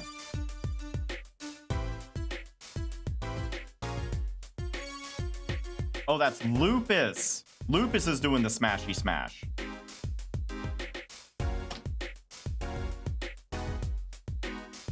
Or wait, no. No. Wait, hold on. No, the third brushy brush, the one that's enjoying it, that's Lupus. Okay, I see it now. Okay. I'm sorry. I'm dumb. I'm a dummy dumb. I'm so sorry, Oppen. And then last but not least, I am contractually obligated to share the fan art that Mizu produced for us. Thank you, Mizu. This is... What is it? Oh. That boy ain't right. I'm kind of curious what you're doing wearing that interesting cowboy hat. It gives you a certain sort of Midwestern appeal to you. Like you might vote conservative and eat a lot of beef-oriented propane cooked meats. It's Pimp Dandy Hill. This is not the type of pimp hat I was thinking about, but you know what? Okay. That's the episode when Hank was a pimp. No, Wait. No, that is not what Dandy would look like as a pimp. That's terrible. That's not pimp-like at all. That is Hank Hill in a cowboy hat. But apparently that was the episode where he was a pimp.